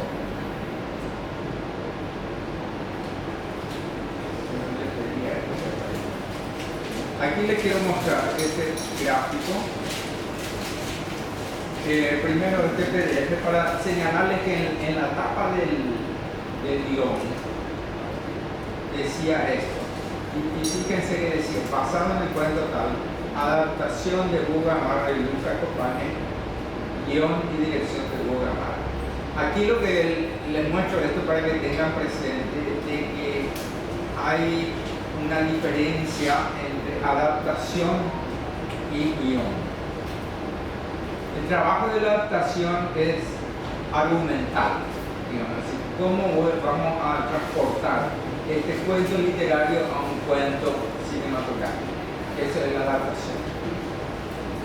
Que puede ser una escaleta o puede ser un cuento escrito de vuelta, pero en función de usar imágenes y sonidos y no palabras, en el sentido de que las palabras son las que cuenten, sino que las imágenes y sonidos cuenten. Es un cuento cinematográfico. Este cuento tiene cosas cinematográficas. Un cuento muy cinematografiable, ¿verdad? Por eso que era para mí un cuento ideal, entre otras razones, porque a Eda le caía perfecto el personaje. Bueno, entonces, una vez que la adaptación, esto fue lo que yo le propuse a Luis Cascopane, que me ayudó en la adaptación, le propuse este gráfico. En este gráfico tenemos, este cuadrante es el encierro, es la casa, la señora es la reina, los perros son los guardianes. Aparece un personaje nuevo que es el jardinero, que no está en el cuento. Aparece un hombre que cruza la historia, tangencialmente esta historia del jardinero, y la señora, la casa, cruza la casa. Tenemos a Lucy, tenemos a Mari. No, perdón, el hombre es el que la lleva, ¿verdad? El joven es el que está tangencialmente, existe por afuera de la casa, nunca entra ni incide sobre la señora. Y ahí, aquí está todo. Este es el mundo de la película con sus personajes y sus conflictos. Estas flechas que van a ambos lados marcan conflictos. Y estas líneas suspensivas marcan una relación que no es del todo fuerte, que no es sólida, o sea que deja muchas dudas. Entonces, aquí los dos elementos dramáticos que aparecen como personajes que no están en el cuento son el jardinero y el joven. Ahora la pregunta es, ¿agrega algo esto a la historia? ¿Contribuye algo o estropea algo? ¿Le suma o le resta? Son emociones. Debería profundidad emocional. Profundidad emocional, ¿de qué manera? Dame algún ejemplo.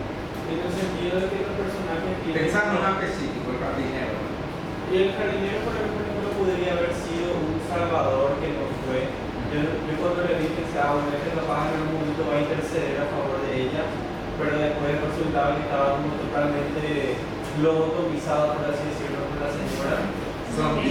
Y el joven también podría ser una fuente de salvación y aparte era un objeto de deseo por parte de los dos personajes, entonces como que ganaban humanidad en el sentido de que sentían, querían, o sea, el espectador puede tener una relación más cercana con el protagonista porque saben que están sintiendo, que están queriendo, están deseando, desean cosas, desean personas como cualquier ser humano, ¿verdad?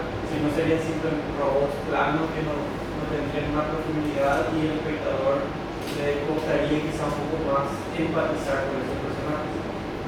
Estoy de acuerdo con todo lo que dice.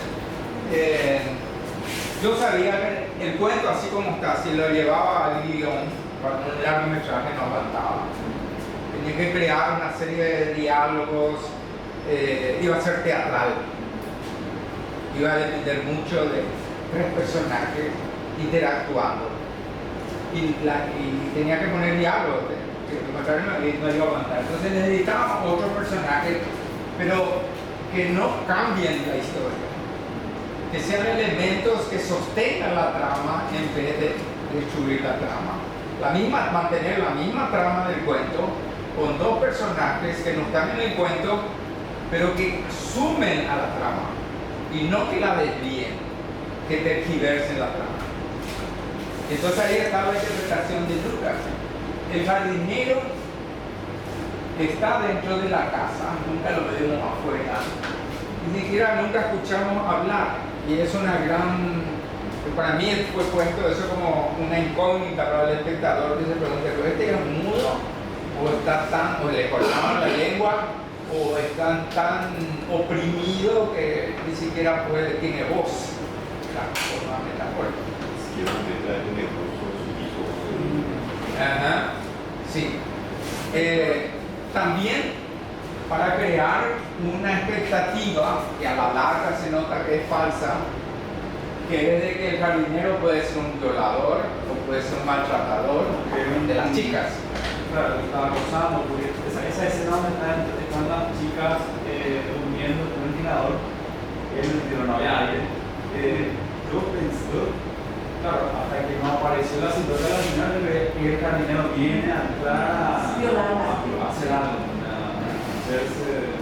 Bueno, entonces el jardinero para mí era una manera de crear una mayor dimensión y darle realidad también a esta casa, porque ese patio, por ejemplo, si está desatendido, ¿quién es lo que va a cuidar el patio?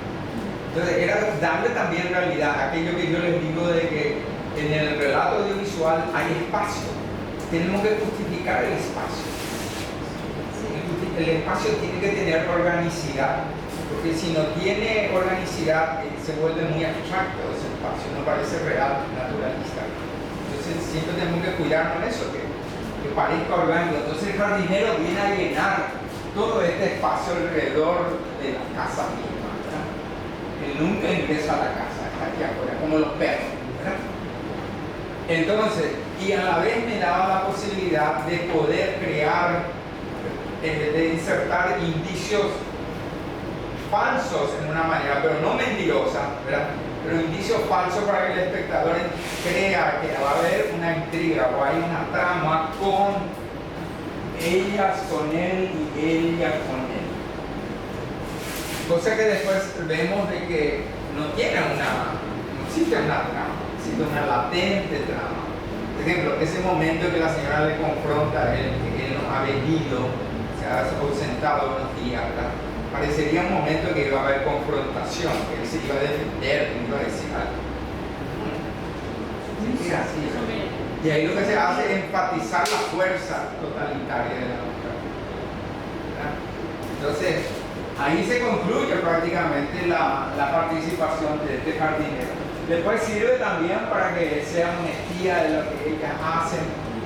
Al final, ¿acaso no podemos pensar que lo que el jardinero quiso hacer, por eso se acercaba a veces a ella, es prevenirles de lo que les estaba esperando?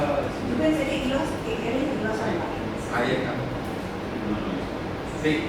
Bueno, justamente hablando ya del personaje que es el joven, me parece demasiado interesante y también me da curiosidad cómo es la novela original, porque hacemos tanto de la película, porque justamente provocó un conflicto entre las dos protagonistas y eso encadenó unas situaciones que justamente llegó a ese momento choqueante donde se pelean y está ese tema de que la señora se aprovechó de eso y justamente como que le miraba con morbo, se quería reír la señora.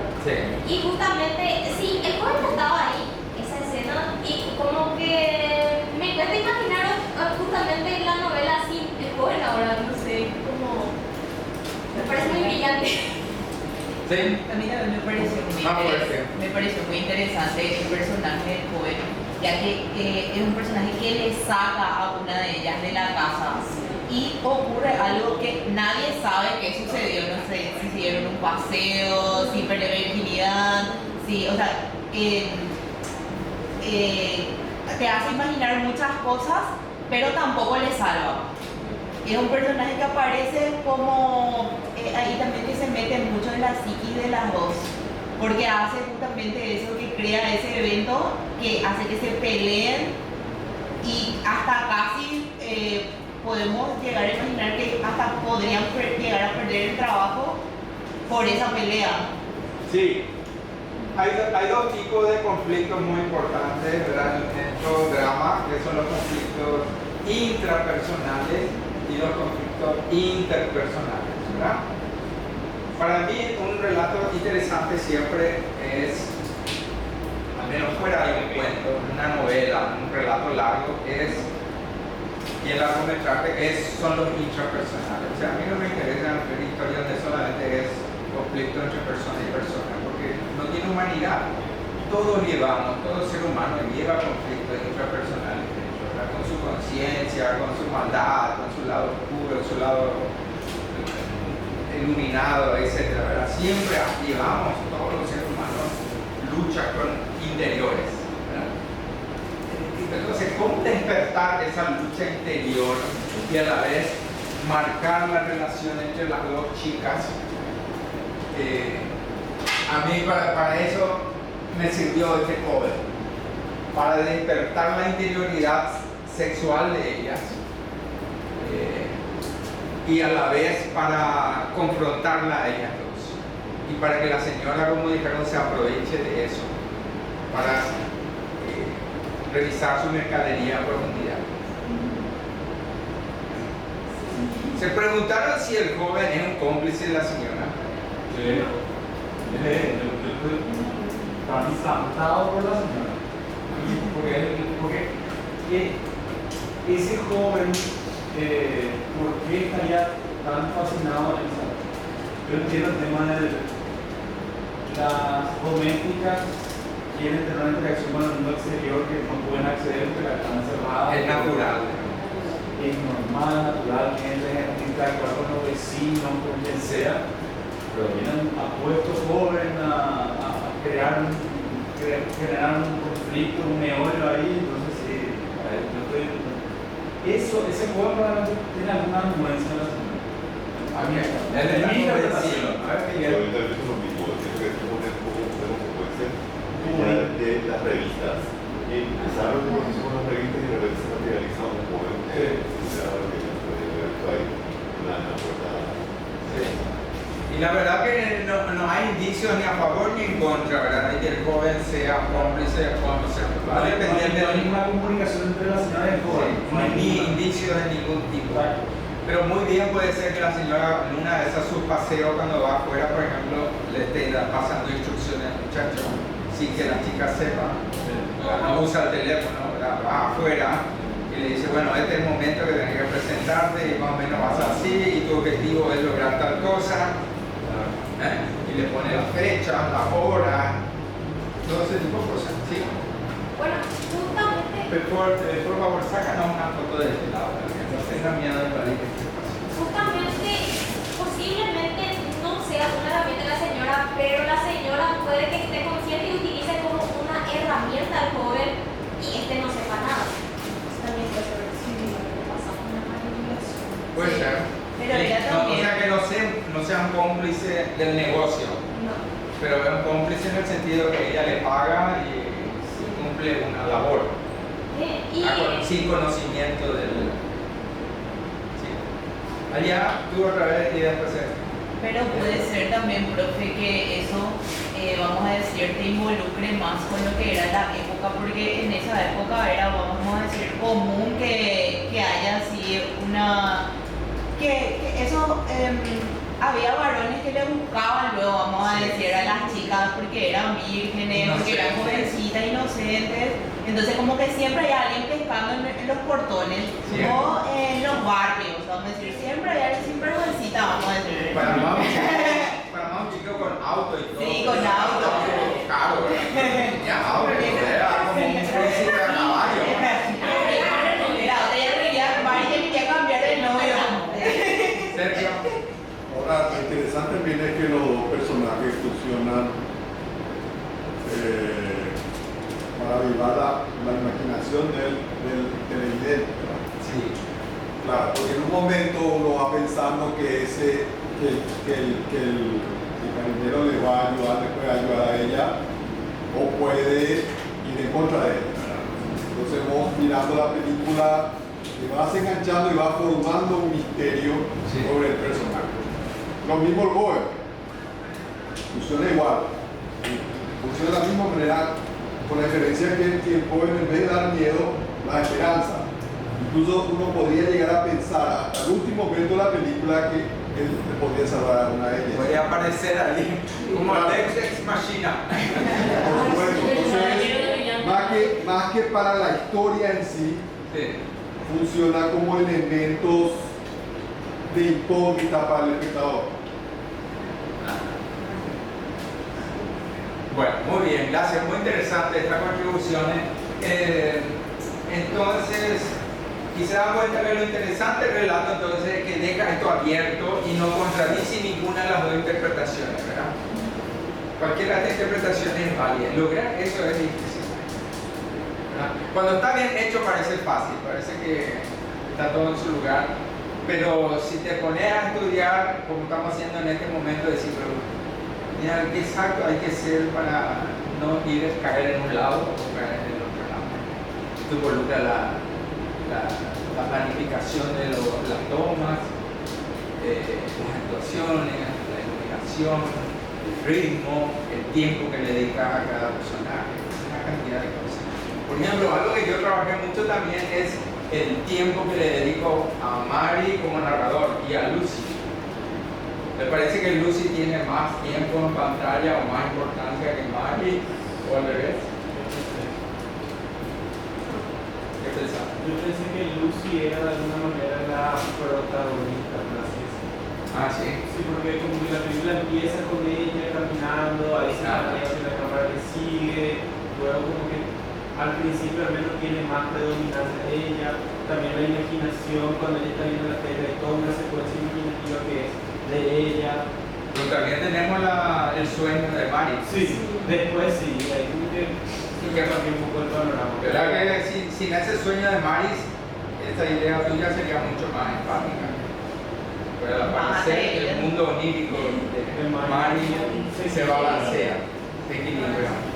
¿Sí? Yo me acuerdo que esa escena de donde entra ella primero y ve que ya una empleada, o sea, una candidata está siendo entrevistada, medio se va a poner y dice, bueno, ya van a contratar a otra. Y ahí la señora dice, no, Benny, necesito 2 empleadas. Y el cartero dice, se busca empleadas. Se busca empleadas. La señora aprovechó que venía otra chica. Sí, así mismo, se entiende eso, ¿verdad? Ok, entonces hay denotaciones y hay connotaciones, ¿verdad? Y si está bien narrada con mucha poesía, porque eso es, cuando hablamos de connotación es poesía, porque el espectador o el lector tiene capacidad de descubrir o de aportar la connotación, leer la connotación. Si todo es denotativo, entonces es como científico, ¿verdad? Es como un ensayo o una fórmula científica, donde no hay imaginación. Al no haber imaginación, no hay poesía. Entonces, si es que se logra eso, es cuando el espectador contribuye mucho, ¿verdad? Y lee significados y descubre índices, indicios, motivos, metonímias, anécdotas, etc. Bueno, y el COVID también lo que sirve, como ya de paso se mencionó, es despertar ese mundo interior de ella. A mí, yo por ejemplo tengo una predilección de mi relato de incluir siempre el mundo onírico, porque en mi vida es muy importante el mundo onírico. Los sueños, por ejemplo, para mí dormir y soñar es algo muy importante y incluso anoto mis sueños. Para mí es muy importante mi mundo onírico. Vivo un tercio de mi vida soñando o durmiendo, ¿verdad? Y después fantaseando cuando uno está despierto también, fantasea. Eso también es el mundo onírico, ¿no? Es decir, para mí es muy importante incluir esa faceta de nuestra humanidad como un elemento simbólico. Y es difícil, esto lo aprendí también de Luis Buñuel, ¿no? Uno de mis grandes favoritos, maestro del cine, donde él usaba mucho los sueños y de diversas formas, pero representar sueños en sí mismo en el cine es difícil porque uno puede caer en lo irrisorio o en lo demasiado obvio. Uno de la secuencia onírica más famosa del cine de la que hizo Ingmar Bergman en Presa Salvaje, que es muy importante. Entonces, ahí lo del joven sirve para mostrarnos un poco la interioridad de cada una de ellas, la capacidad de Lucy de soñar despierta. Y alguien decía anoche cómo la televisión era un elemento importante en aquella época, así también las revistas, como una forma de soñación, una forma de comunicación con el mundo exterior, de aprendizaje, de conocimientos, etc. Y eso está trabajado en la película de tal manera que, por ejemplo, el vestido que aparece en una revista, el vestido que aparece en el dormitorio y el vestido que en la soñación de Lucy es la que viste y se desviste de ese tipo de cosas, las joyas, el maquillaje. ¿La qué? El glamour. El glamour, sí, exactamente, sí. Incluso esa música que suena en la ensoñación de Lucy es la misma música que toca en la radio cuando Mari enciende la radio cuando están limpiando la sala. El mismo tema de música. Me llamó la atención de toda la ¿cómo es? Fuchero se llama el tema. No, este es medio salsero. Incluso cuando la primera noche que sirven a la señora. Esa una carne. habanera, Sí. de carne. De carne. Y que habla de la ilusión, del amor es una ilusión, básicamente. Y es el mismo tema que aparece en la noche mientras están en la cocina. Sí.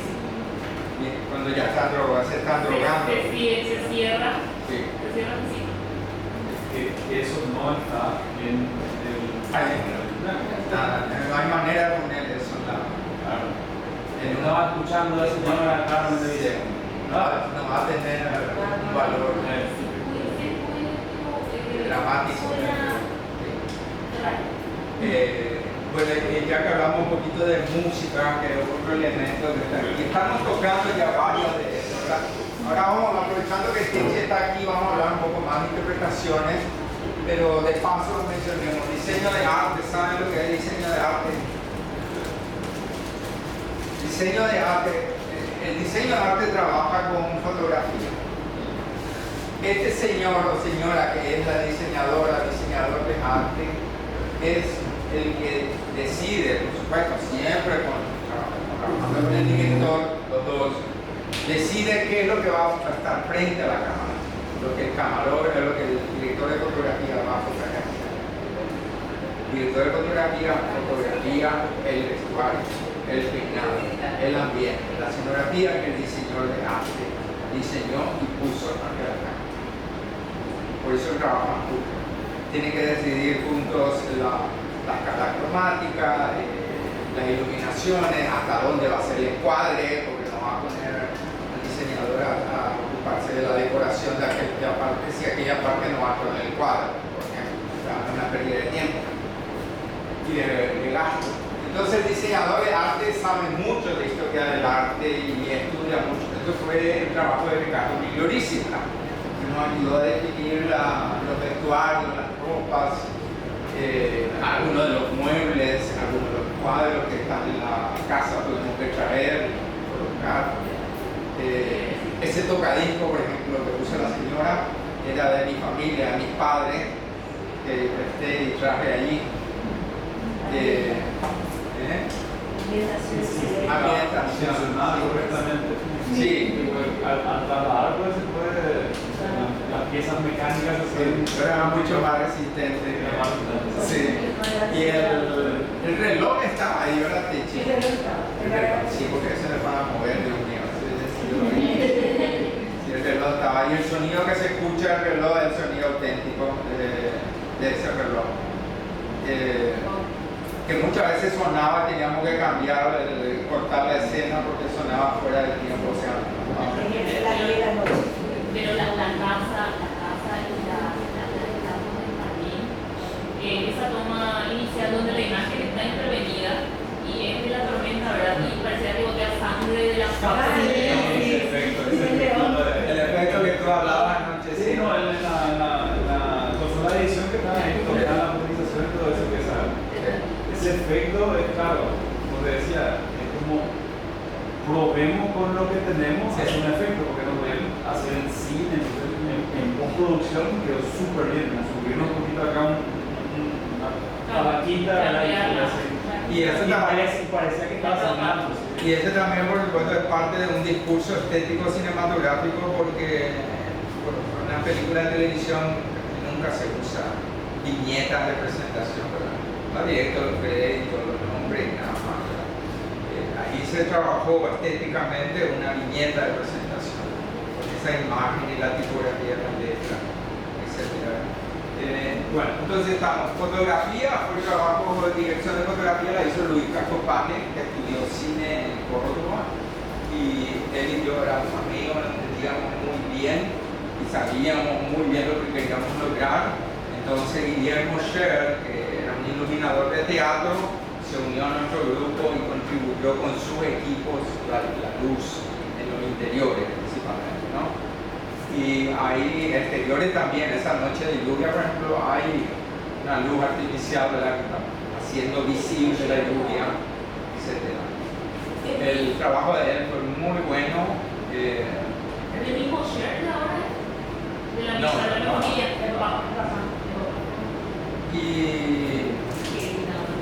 y bueno, y ven como cada lugar, cada ambiente tiene su luz, ¿verdad? Por ejemplo, el comedor tiene una luz dramática, oscura, donde la señora juega solitario, bebe y le recibe esa noche al capo mafioso entonces el dormitorio de ella tiene otra luz, que es súper iluminado. Eso es una postura de la iluminación que iluminó mucho, porque yo lo que entiendo esa cámara de aquella época era que tenían que iluminar muy fuertemente porque no tenían la CCD, los chicos eran muy... Sí, pero también lo que ocurría es de que se sobreiluminaba, la televisión se sobreilumina, porque las telenovelas, por ejemplo, sí, es todo plano, ¿verdad? Se sobreilumina todo, ahí hay sombra, hay que acabar con esa sombra. Procuran de que no haya sombra. En la cinematografía es al revés, tenés que aprovechar la sombra, tenés que fotografiar la luz y la sombra. Cuando está la señora sentada y enfrente un cuadro barroco. Ese plano me gusta mucho. Sí, la veo ocupando 2/3 y ella ocupando 1/3 el cambio de foco. Sí. También me gusta el de las manos de Lucy y las manos de... También me gusta mucho esa escena al comienzo del segundo acto, cuando la señora por primera vez le indica cómo recoger el pelo y le acaricia y le toca. Ese es muy bueno, el de Patch con la actriz, sin palabras.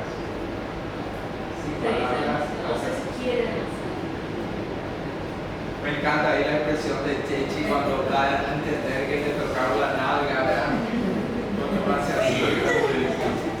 También me gusta mucho tu expresión cuando estás colgando el impermeable del Señor y le miras a Lucy así, ¿verdad? Sin palabras. La mirada, los gestos, las microexpresiones faciales y bueno, el personaje de Eda pudo eso. Música. Montaje, ya sabemos, creo que hemos hablado de eso, el ritmo. Hay una cosa importante de montaje y música. Se dieron cuenta que hay 3 secuencias donde hay un montaje temático con música original.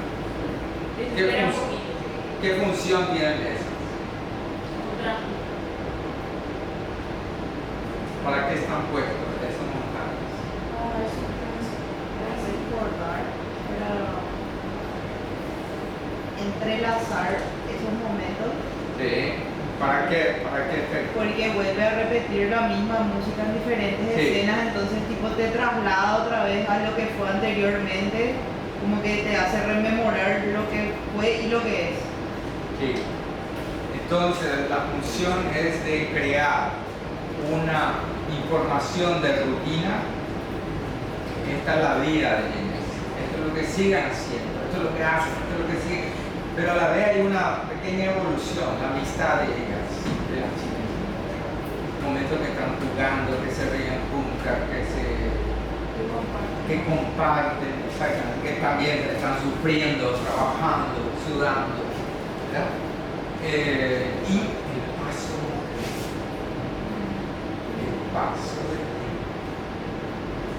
de esos montajes sirven para transmitir pasaje de tiempo. Es lo contrario de una elipsis, es compactar el tiempo en un montaje. La elipsis lo que hace es saltear, salta directamente. Hay elipsis, así como en el cuento de Dilma, hay muchas elipsis. En toda historia tiene que haber elipsis, porque la elipsis existe para matar los tiempos muertos, ¿verdad? Los tiempos que no tienen valor dramático significativo tienen que ser elipsados. Hay elipsis, por ejemplo, la señora habla de que el almuerzo, de la comida viene de afuera, nunca se ve. Cocina, ¿no? Sí, no están cocinando. Sí, no están cocinando. Hay muchas informaciones que no están mostradas porque sería aburrido o complicaría también la trama. Claro, va a ser redundante o no va a haber nada. Porque, ¿qué agregaría que estén cocinando? Pero lo que pide es empleada, no que cocinera. Sí. Pero también es buen detalle, porque como se ve que llega un catering, llega un delivery. Nos llega un pedido ya y llega la comida. Porque ese luego hace un mayor costo de producción, ¿verdad? Tener otro personaje que trae la comida preparada, etc. Entonces, directamente eliminar nomás eso y nadie se da cuenta, nadie pensó en eso. ¿Por qué? Porque están concentrando la atención en otro lugar. Habla más fuerte para que le escuchen.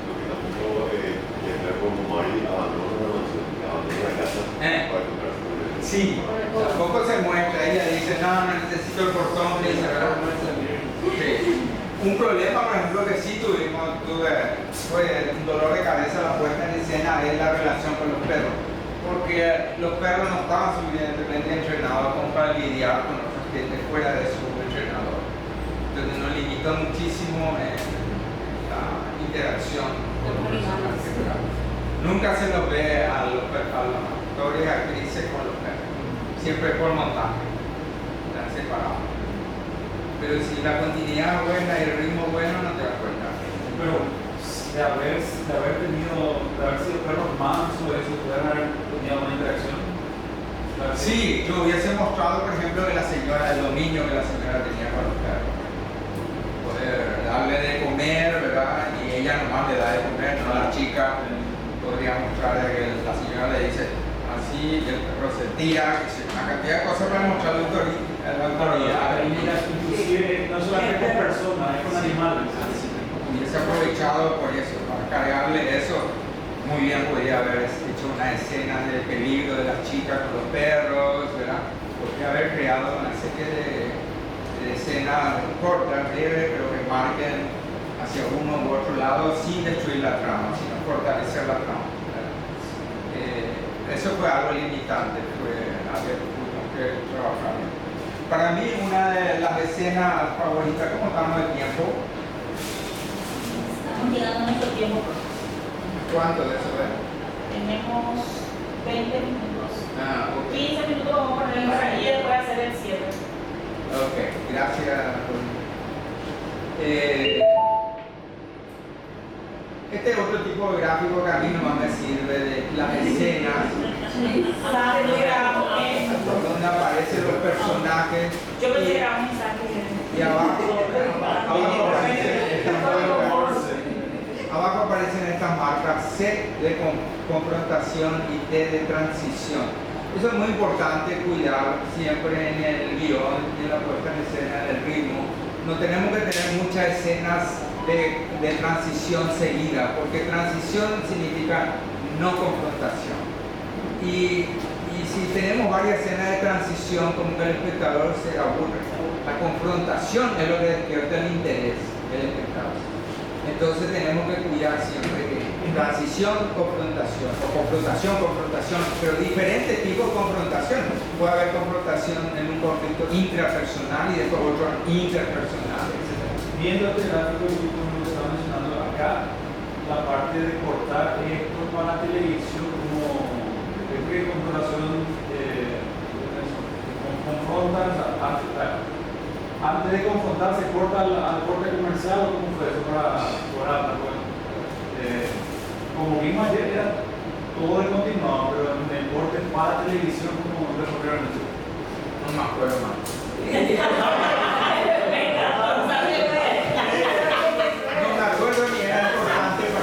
Fue importante en su momento para que no se corte en cualquier lado, ¿verdad? Sí. Ponerle la parte negra donde corten, evita inevitablemente. Porque o si no lo ocurría lo atroz de que el switcher decía, bueno, aquí llegó el tiempo, cada corto minuto, y con una publicidad. sí, en el medio de una escena, ¿verdad? Sí. Entonces, en ese sentido sí le presté atención a eso, pero después ya no pensé en eso porque a mí lo que me interesaba el telefilme, ¿verdad? Que se dé completo. Y en aquella época en la televisión se respetaba bastante un largometraje, se cortaba 1 o 2 veces nomás, ¿verdad? En la emisión televisiva. Y si se emitía un largometraje tarde en la noche, se estaba completo, sin corte. Sin corte, o no, por la primera hora sin corte. No, eso después de las 12 de la noche ya no había publicidad. Entonces se pasaba el largometraje completo. Para mí era la hora de ver televisión, ver películas buenas, era esa hora de la noche. Bueno, aquí ustedes tienen un ejemplo de lo que es un guión literario convertido en guión técnico. Estas letras en círculos son los llamados de tomas. ¿Verdad? Es decir, esta es la planificación del decoupage. Decoupage es un término francés que significa collage, prácticamente, va a ser un collage. Entonces, el collage es de las tomas. ¿Cómo voy a armar, planificar el montaje final? Para eso tengo que decidir dónde voy a poner la cámara, sobre qué personaje y qué tipo de plano va a ser. Un plano largo, un primer plano, etc. Entonces, aquí está. Y esta misma escena es la que quiero que veamos en pantalla, porque es una de mis favoritas. Entonces, ven aquí, punto de vista, la señora mira a las chicas. Esta es la escena que ellas están limpiando la reja de la ventana. Lucy mira a la señora. Es que aquí hay ya, al hacer el guión técnico, hay una pequeña transformación en el guión literario. ¿Ven? Hay partes que están tachadas, es decir, que fue readaptado en la puesta en escena. Porque cuando escribí el guión literario, bueno, saber qué escenario va a tener finalmente. Pero si cuando está en el lugar, puedes decir, bueno, a ver dónde voy a poner la cámara, a ver con las actrices, vamos a practicar esta escena. Los actores y las actrices contribuyen su trabajo creativo, imaginativo, su mundo interior, y entonces, si vos sos buen director, decís, bueno, ahí vamos a puntuar, ahí te vas a girar, ok, hagamos de vuelta, a ver, ensayo con el diálogo, y el diálogo se transforma también. Por ejemplo, este es un diálogo aquí en esta parte que tuvo la transformación, ¿verdad? Que cuando ella dice, Mari dice, teniendo dificultad con los guantes, maniática, eso es lo que es, estos guantes. Aquí antes decía la manera en que nos vestimos, entonces ella dijo la forma en que nos vestimos. Nos paramos y está tachado, nos peinamos, y Lucy se mantiene, y eso que nos invita a tomar después de la cena. Antes en el guión decía, eso sí que es original, y en la película dice, eso sí que es genial. Y así, son cosas que se va cobrando vida en la puesta en escena, y ahí donde yo hice este guión técnico, preparando la puesta en escena. Aquí está marcado exactamente lo que hace un plano largo, un plano medio, y hay un agregado de descripción de la escena. Lucy la mira y luego piensa, mirando hacia la señora, que dice arreglando el rosal en el jardín. Resulta que al final no se le ve arreglando el rosal, sino hablándole al jardinero. Y así, ¿verdad? Este guión literario también fue restaurado, se llevó a digital. Si que existe una copia digital, si le quieres publicar, compartir. Y así, bueno, aquí ¿cuántas páginas tiene el guión? Creo que tiene 70. Esa es la adaptación. Sí, bueno, el guión es el producto de la adaptación. El producto de la adaptación. Primero se tuvo que haber hecho una adaptación para después el guión. Aquí hay otro. Y estos son documentos interesantes. Por ejemplo, yo vi documentos de guiones de películas de Alfred Hitchcock. Alfred Hitchcock mandaba hacer histórico de las escenas. El decoupage estaba hecho gráficamente, no así de grabato, ya estaba graficado, para que el fotógrafo y los actores sepan exactamente dónde iban a estar cada plano. Por eso Hitchcock decía que la parte más aburrida de una película es filmar, porque ya estaba todo aquí, ya estaba solito imaginado. Bueno, entonces vamos a ir a esto le voy a compartir primero. Juan Carlos Manilla, la puerta de lugares, mandó este video. Hugo, mira, aquí ya acabamos de vos grabaste hace cuánto, más de 30 años, ese que fue la señora, qué espectacular el lugar. Hermoso, Dios mío, qué histórico esto. Hay que poner una placa que hace la voz, se te puede hacer una Estoy de acuerdo. Buena idea. Sí, para que la gente sepa.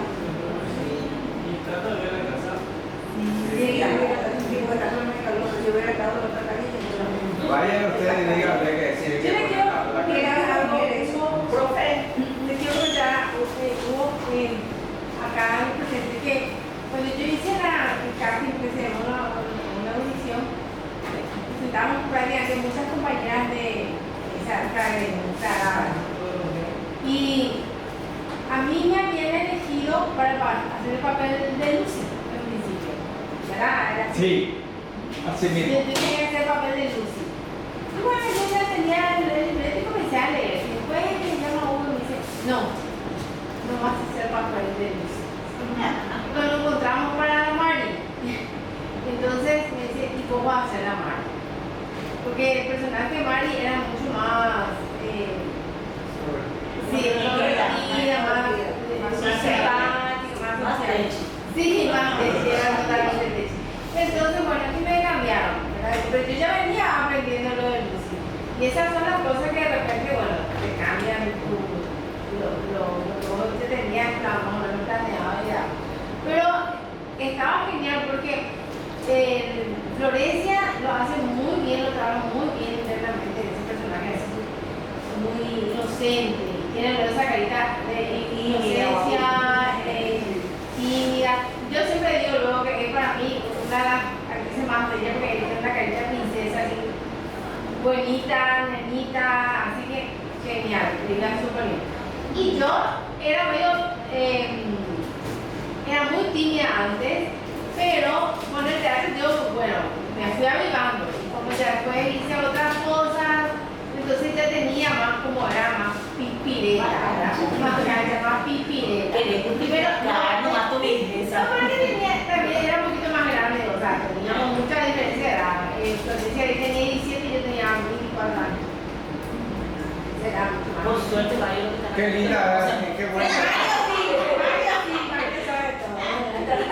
Qué bueno eso que contar, porque yo siempre quise eso, compartir como una experiencia de puesta en escena, ¿verdad? El trabajo previo al rodaje, que es el reparto. Armar el reparto es una cosa más difícil de una película.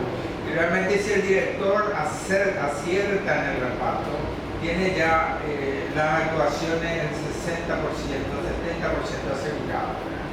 Si vos le das un papel equivocado a un actor o una actriz, muy difícil que el personaje salga adelante.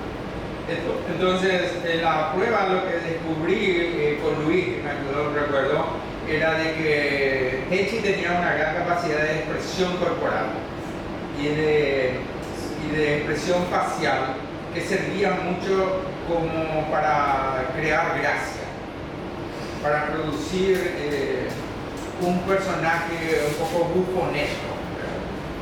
Y eso iba a darle mucho brillo a la historia, le iba a dar un contraste al misterio, a lo pesado, a lo oscuro que tiene la historia. Entonces le iba a dar un valor agregado. Entonces acertamos realmente en eso, entonces ella lo aprovechó muy bien, no exageró tampoco, creo que en ningún momento fue... Saca la lengua, no sé. Pero se justifica porque ella ya, el personaje tiene unos tragos de más. Entonces ya está un poco... Porque la historia no, en ninguna parte de la historia no hay ninguna una línea de gracia, de un chiste, no hay. Esa intervención facial hace como que si hay un momento de accidente. ¿Te acuerdas cuando grabamos la parte de la primera entrevista con la señora cuando ella está sentada y se aparece esa mosca? Ah, la mosca, sí. Eso quedó. Accidental. Hay varias cosas porque ayer que dijiste que era como para alargar para la serie, ¿verdad? En el caso de la emisión de la tele. Me acuerdo que hay una parte que yo agarro primero y hago como el giro del reloj, me doy, ¿verdad? Eso no estaba ahora. No, eso estaba cuando se hizo para la tele, cuando se tenía que alargar. Entonces eran con juego y cosas, con imágenes que se fueron alargando. Hablando, mencionando de VHS, no hay, no hay nadie, o por lo menos alguien grabó de la televisión, nadie, tengo una copia de televisión, tengo una copia de VHS, no hay alguien que, si se grabó se perdió. En la emisión original. Yo tenía y un amigo me grabó. Llevó y después me pasó en DVD. Yo tengo eso, de la tele. Sí, de la tele. Eso es bonito, eso tiene que saber Carlos Molina para que te comercial también. Sí, tiene. Seguro. Es un documento histórico. Yo quiero copiar eso. Es un documento histórico porque ahí tenemos la publicidad, por ejemplo, que oficiaron la emisión.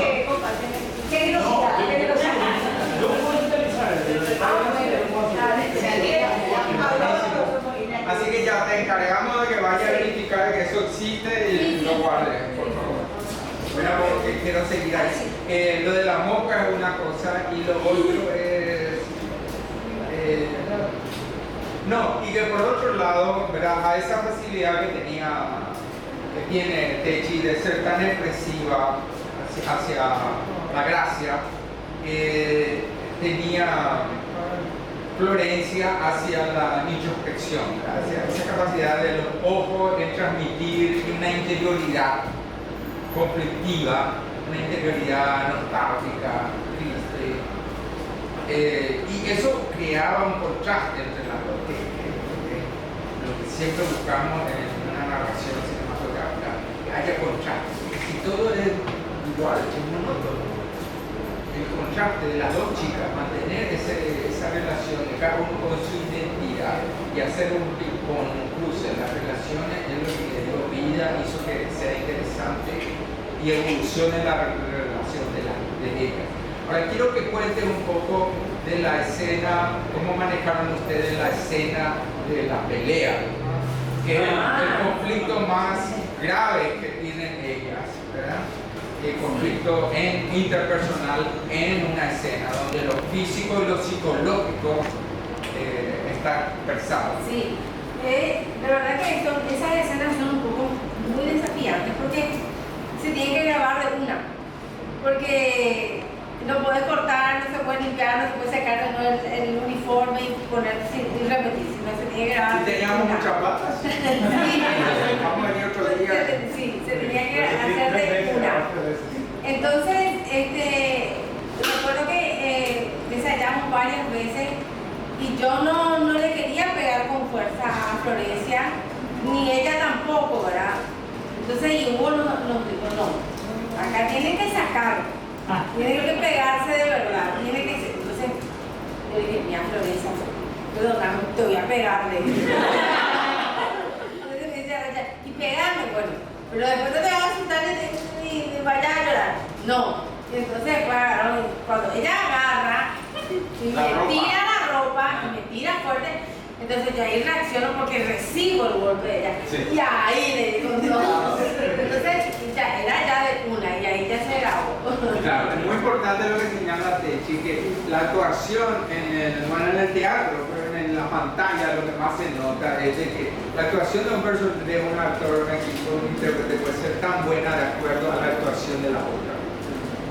Porque el otro es el que le produce la reacción a un personaje. Es decir, que si Florencia no lograba darte ese boom por la cara, vos no ibas a reaccionar suficientemente cargado de realidad como esa bofetada que le dan, ¿verdad?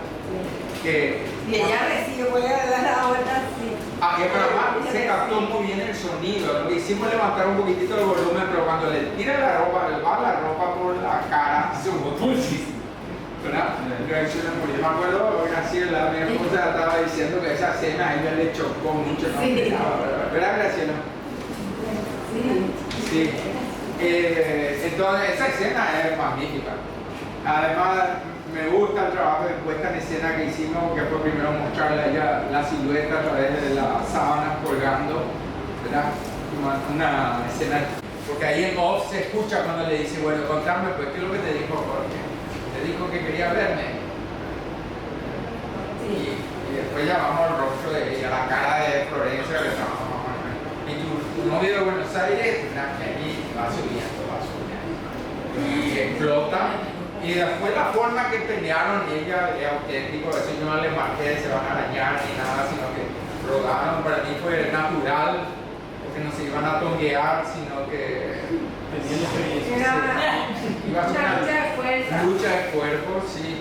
Y después en el montaje resolvimos, en vez de darle continuidad, eso en una sola toma, hacer un corte. Como ya había montajes antes, ¿verdad? Un montaje que de paso del tiempo, entonces no fue tan efectista hacer esos cortes en la pelea, quedó, digamos, justificado y no está bien interrumpido por el chorro de agua como me hubiese gustado, pero ya no teníamos recursos para volver a hacer eso, porque Blas tuvo problemas manejando la manguera. Entonces, cuando la señora le dice así para que pare de manguerearla, él se va aparte y trata de tapar y le sale el chorro por el costado. Si mira de vuelta la película van a ver un poco cómico, porque no practicó cómo manejar la manguera, ¿verdad? Ya hemos perdido la posibilidad de hacerlo de vuelta. Incluso, les cuento, hay un momento que la señora tiene un doble, porque hizo Nuni. ¿Verdad? Sí. Porque ella no podía estar. Ustedes Toditas lo tuvimos. Toditas tuvimos. Floppy también viajó y también estuvo y yo también cuando yo viajé. Y en la escena de la cocina, sí, en la que vine. Nunca estuvieron las tres juntas. Y ahí no soy yo, es otra. Sí. No se nota, ¿verdad? ¿Para qué no? Eso es un buen trabajo. Yo aparezco 2 veces. Sí. Si me vieron. Pasando, ¿verdad? Sí, final pasamos. Esa es una alusión, que es otro término semiológico, alusión. Ahí aludo es un homenaje a Alfred Hitchcock, ¿verdad? Que aparecía siempre en sus películas. Pero aparezco también, aunque no se me ve, conduciendo el auto cuando entro, porque Mario no sabía conducir el auto. Tuve que conducir ese auto. Un Chevrolet Caprice. No me acuerdo. Yo también ese vehículo circulando, no ese mismo, pero ese modelo. ¿De dónde era ese vehículo? Americano enorme. Entonces, para tiempo. Sí, vamos a pasar un poquito. Para terminar, esto quiero que apreciemos esta escena, que para mí es una de mis favoritas.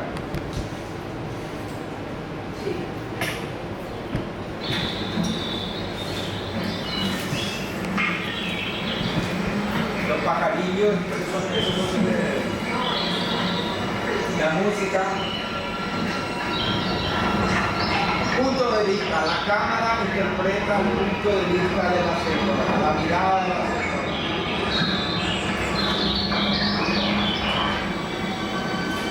No, ellos no son efectos, son pistas.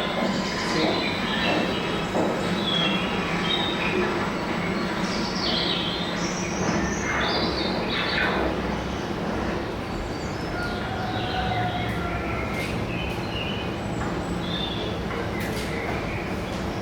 Mari,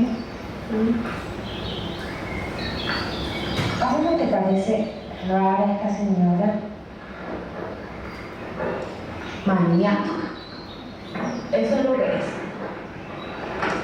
Estos guantes, la forma en que nos paramos, nos vestimos, nos peinamos. Y eso que nos invita a tomar después de la cena. Eso sí que es genial. Nunca encontré una patrona así. A vos no te gusta, ¿verdad? Me parece extraño. No nos llaman por nuestro nombre y nos invita a tomar con ella. Música otra vez, marca otra cosa de la música. Pero no es mala. La cuestión es sencilla. Para mí, que es medio querida, flaca, de cara padre. Pero a estos guantes sí que no les ahorrado.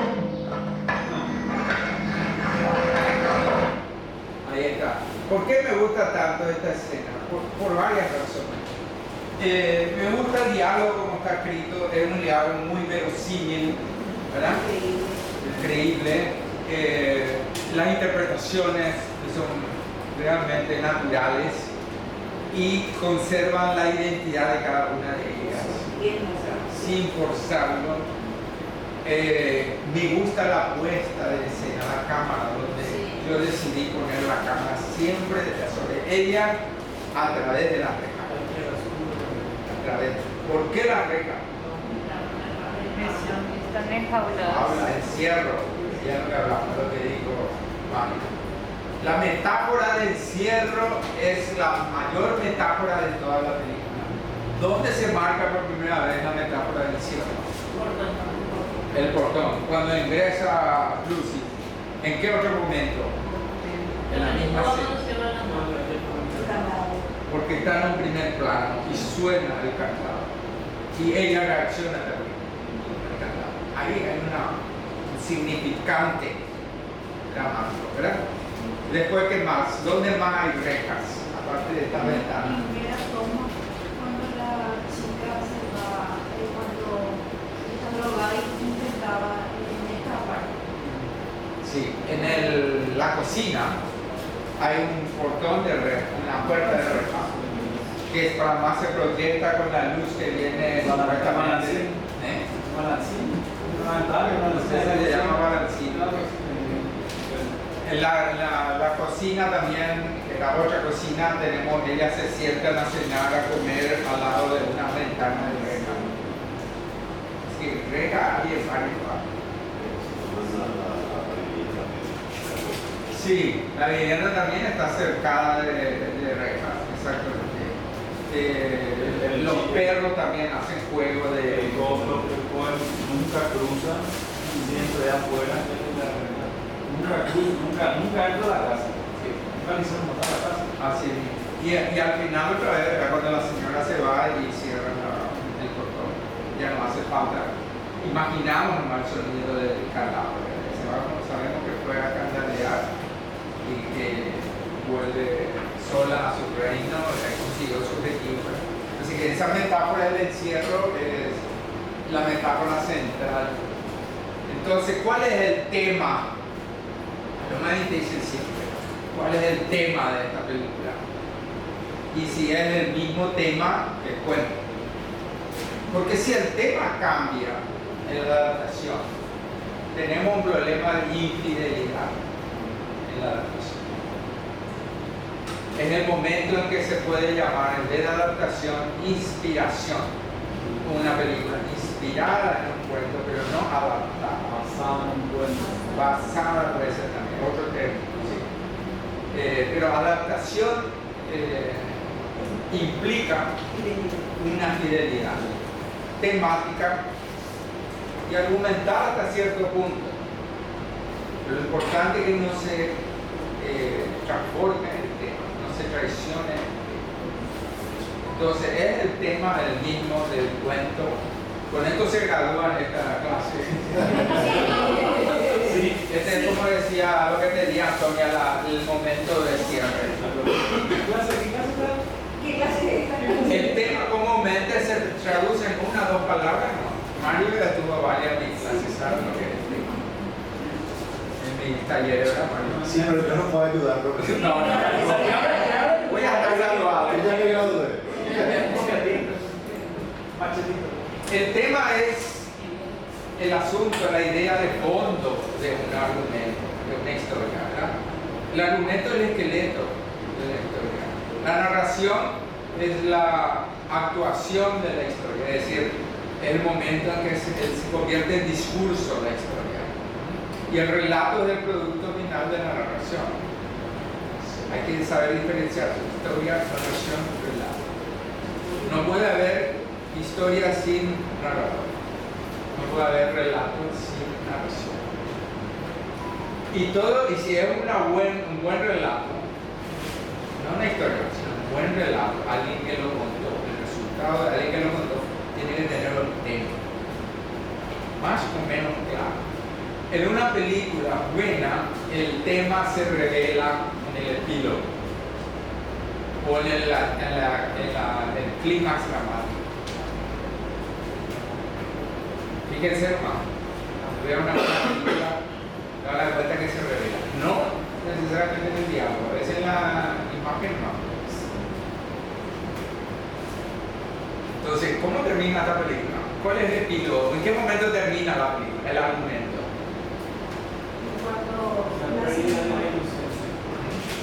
Cuando se sigue buscando la entrada. La señora puede traficarte y viene. Cuando se la llevan. Pero la inocencia es una circunstancia, no es Cuando quema la foto, cuando le meten el auto a la chica y se va. Ahí sí, ese es el final. La película podría haber terminado ahí. Ahí se concluye la historia. Empieza cuando la chica entra, es capturada, todo lo que ocurre mientras se entrena, mientras se prepara, las dudas, la ida y venida, las peleas, los sinsabores, etc. Caen en la jaula finalmente que es el auto y se van. Ahí termina la historia. Lo que viene después es un epílogo. El epílogo, entonces, ¿para qué sirve el epílogo en la historia? Para revelar el tema. O para darnos a pensar lo que puede pasar después del terminar de esta historia. ¿Cómo puede seguir esta historia? Una segunda parte. Puede enganchar una segunda parte. Mira que Drácula va a resucitar, etc. ¿Verdad? Sí. Entonces, ¿qué dice el epílogo de la película? Sí, buscando una empleada. Trata de persona es argumental. ¿Sí? El ciclo continúa, el ciclo va a continuar, el ciclo de trata va a continuar, porque por más de que ella queme las pruebas que tiene, igual al colgar el cartel de se busca empleada nuevamente, va a volver a buscar nuevas víctimas. Repasemos un poco qué es lo que pasa en el epílogo. El auto se fue, ella cerró el portón, viene con su paraguas a la casa. Se ve el plano de la casa, parece una fortaleza, ¿verdad? Con una iluminación. Ella se va hacia ahí. Se escuchan los perros, corren, ladrando, se lo ve. Corte, ¿qué hace ella? Fuma, enciende cigarrillo por la vela. Pone música, quema la foto. ¿Por qué es importante leer la foto? Porque es una prueba de que estaban las dos chicas. Ese era un metadato. Es un signo, es un indicio y a la vez es una retórica. ¿De qué? Nada más fuerte lo que tengo.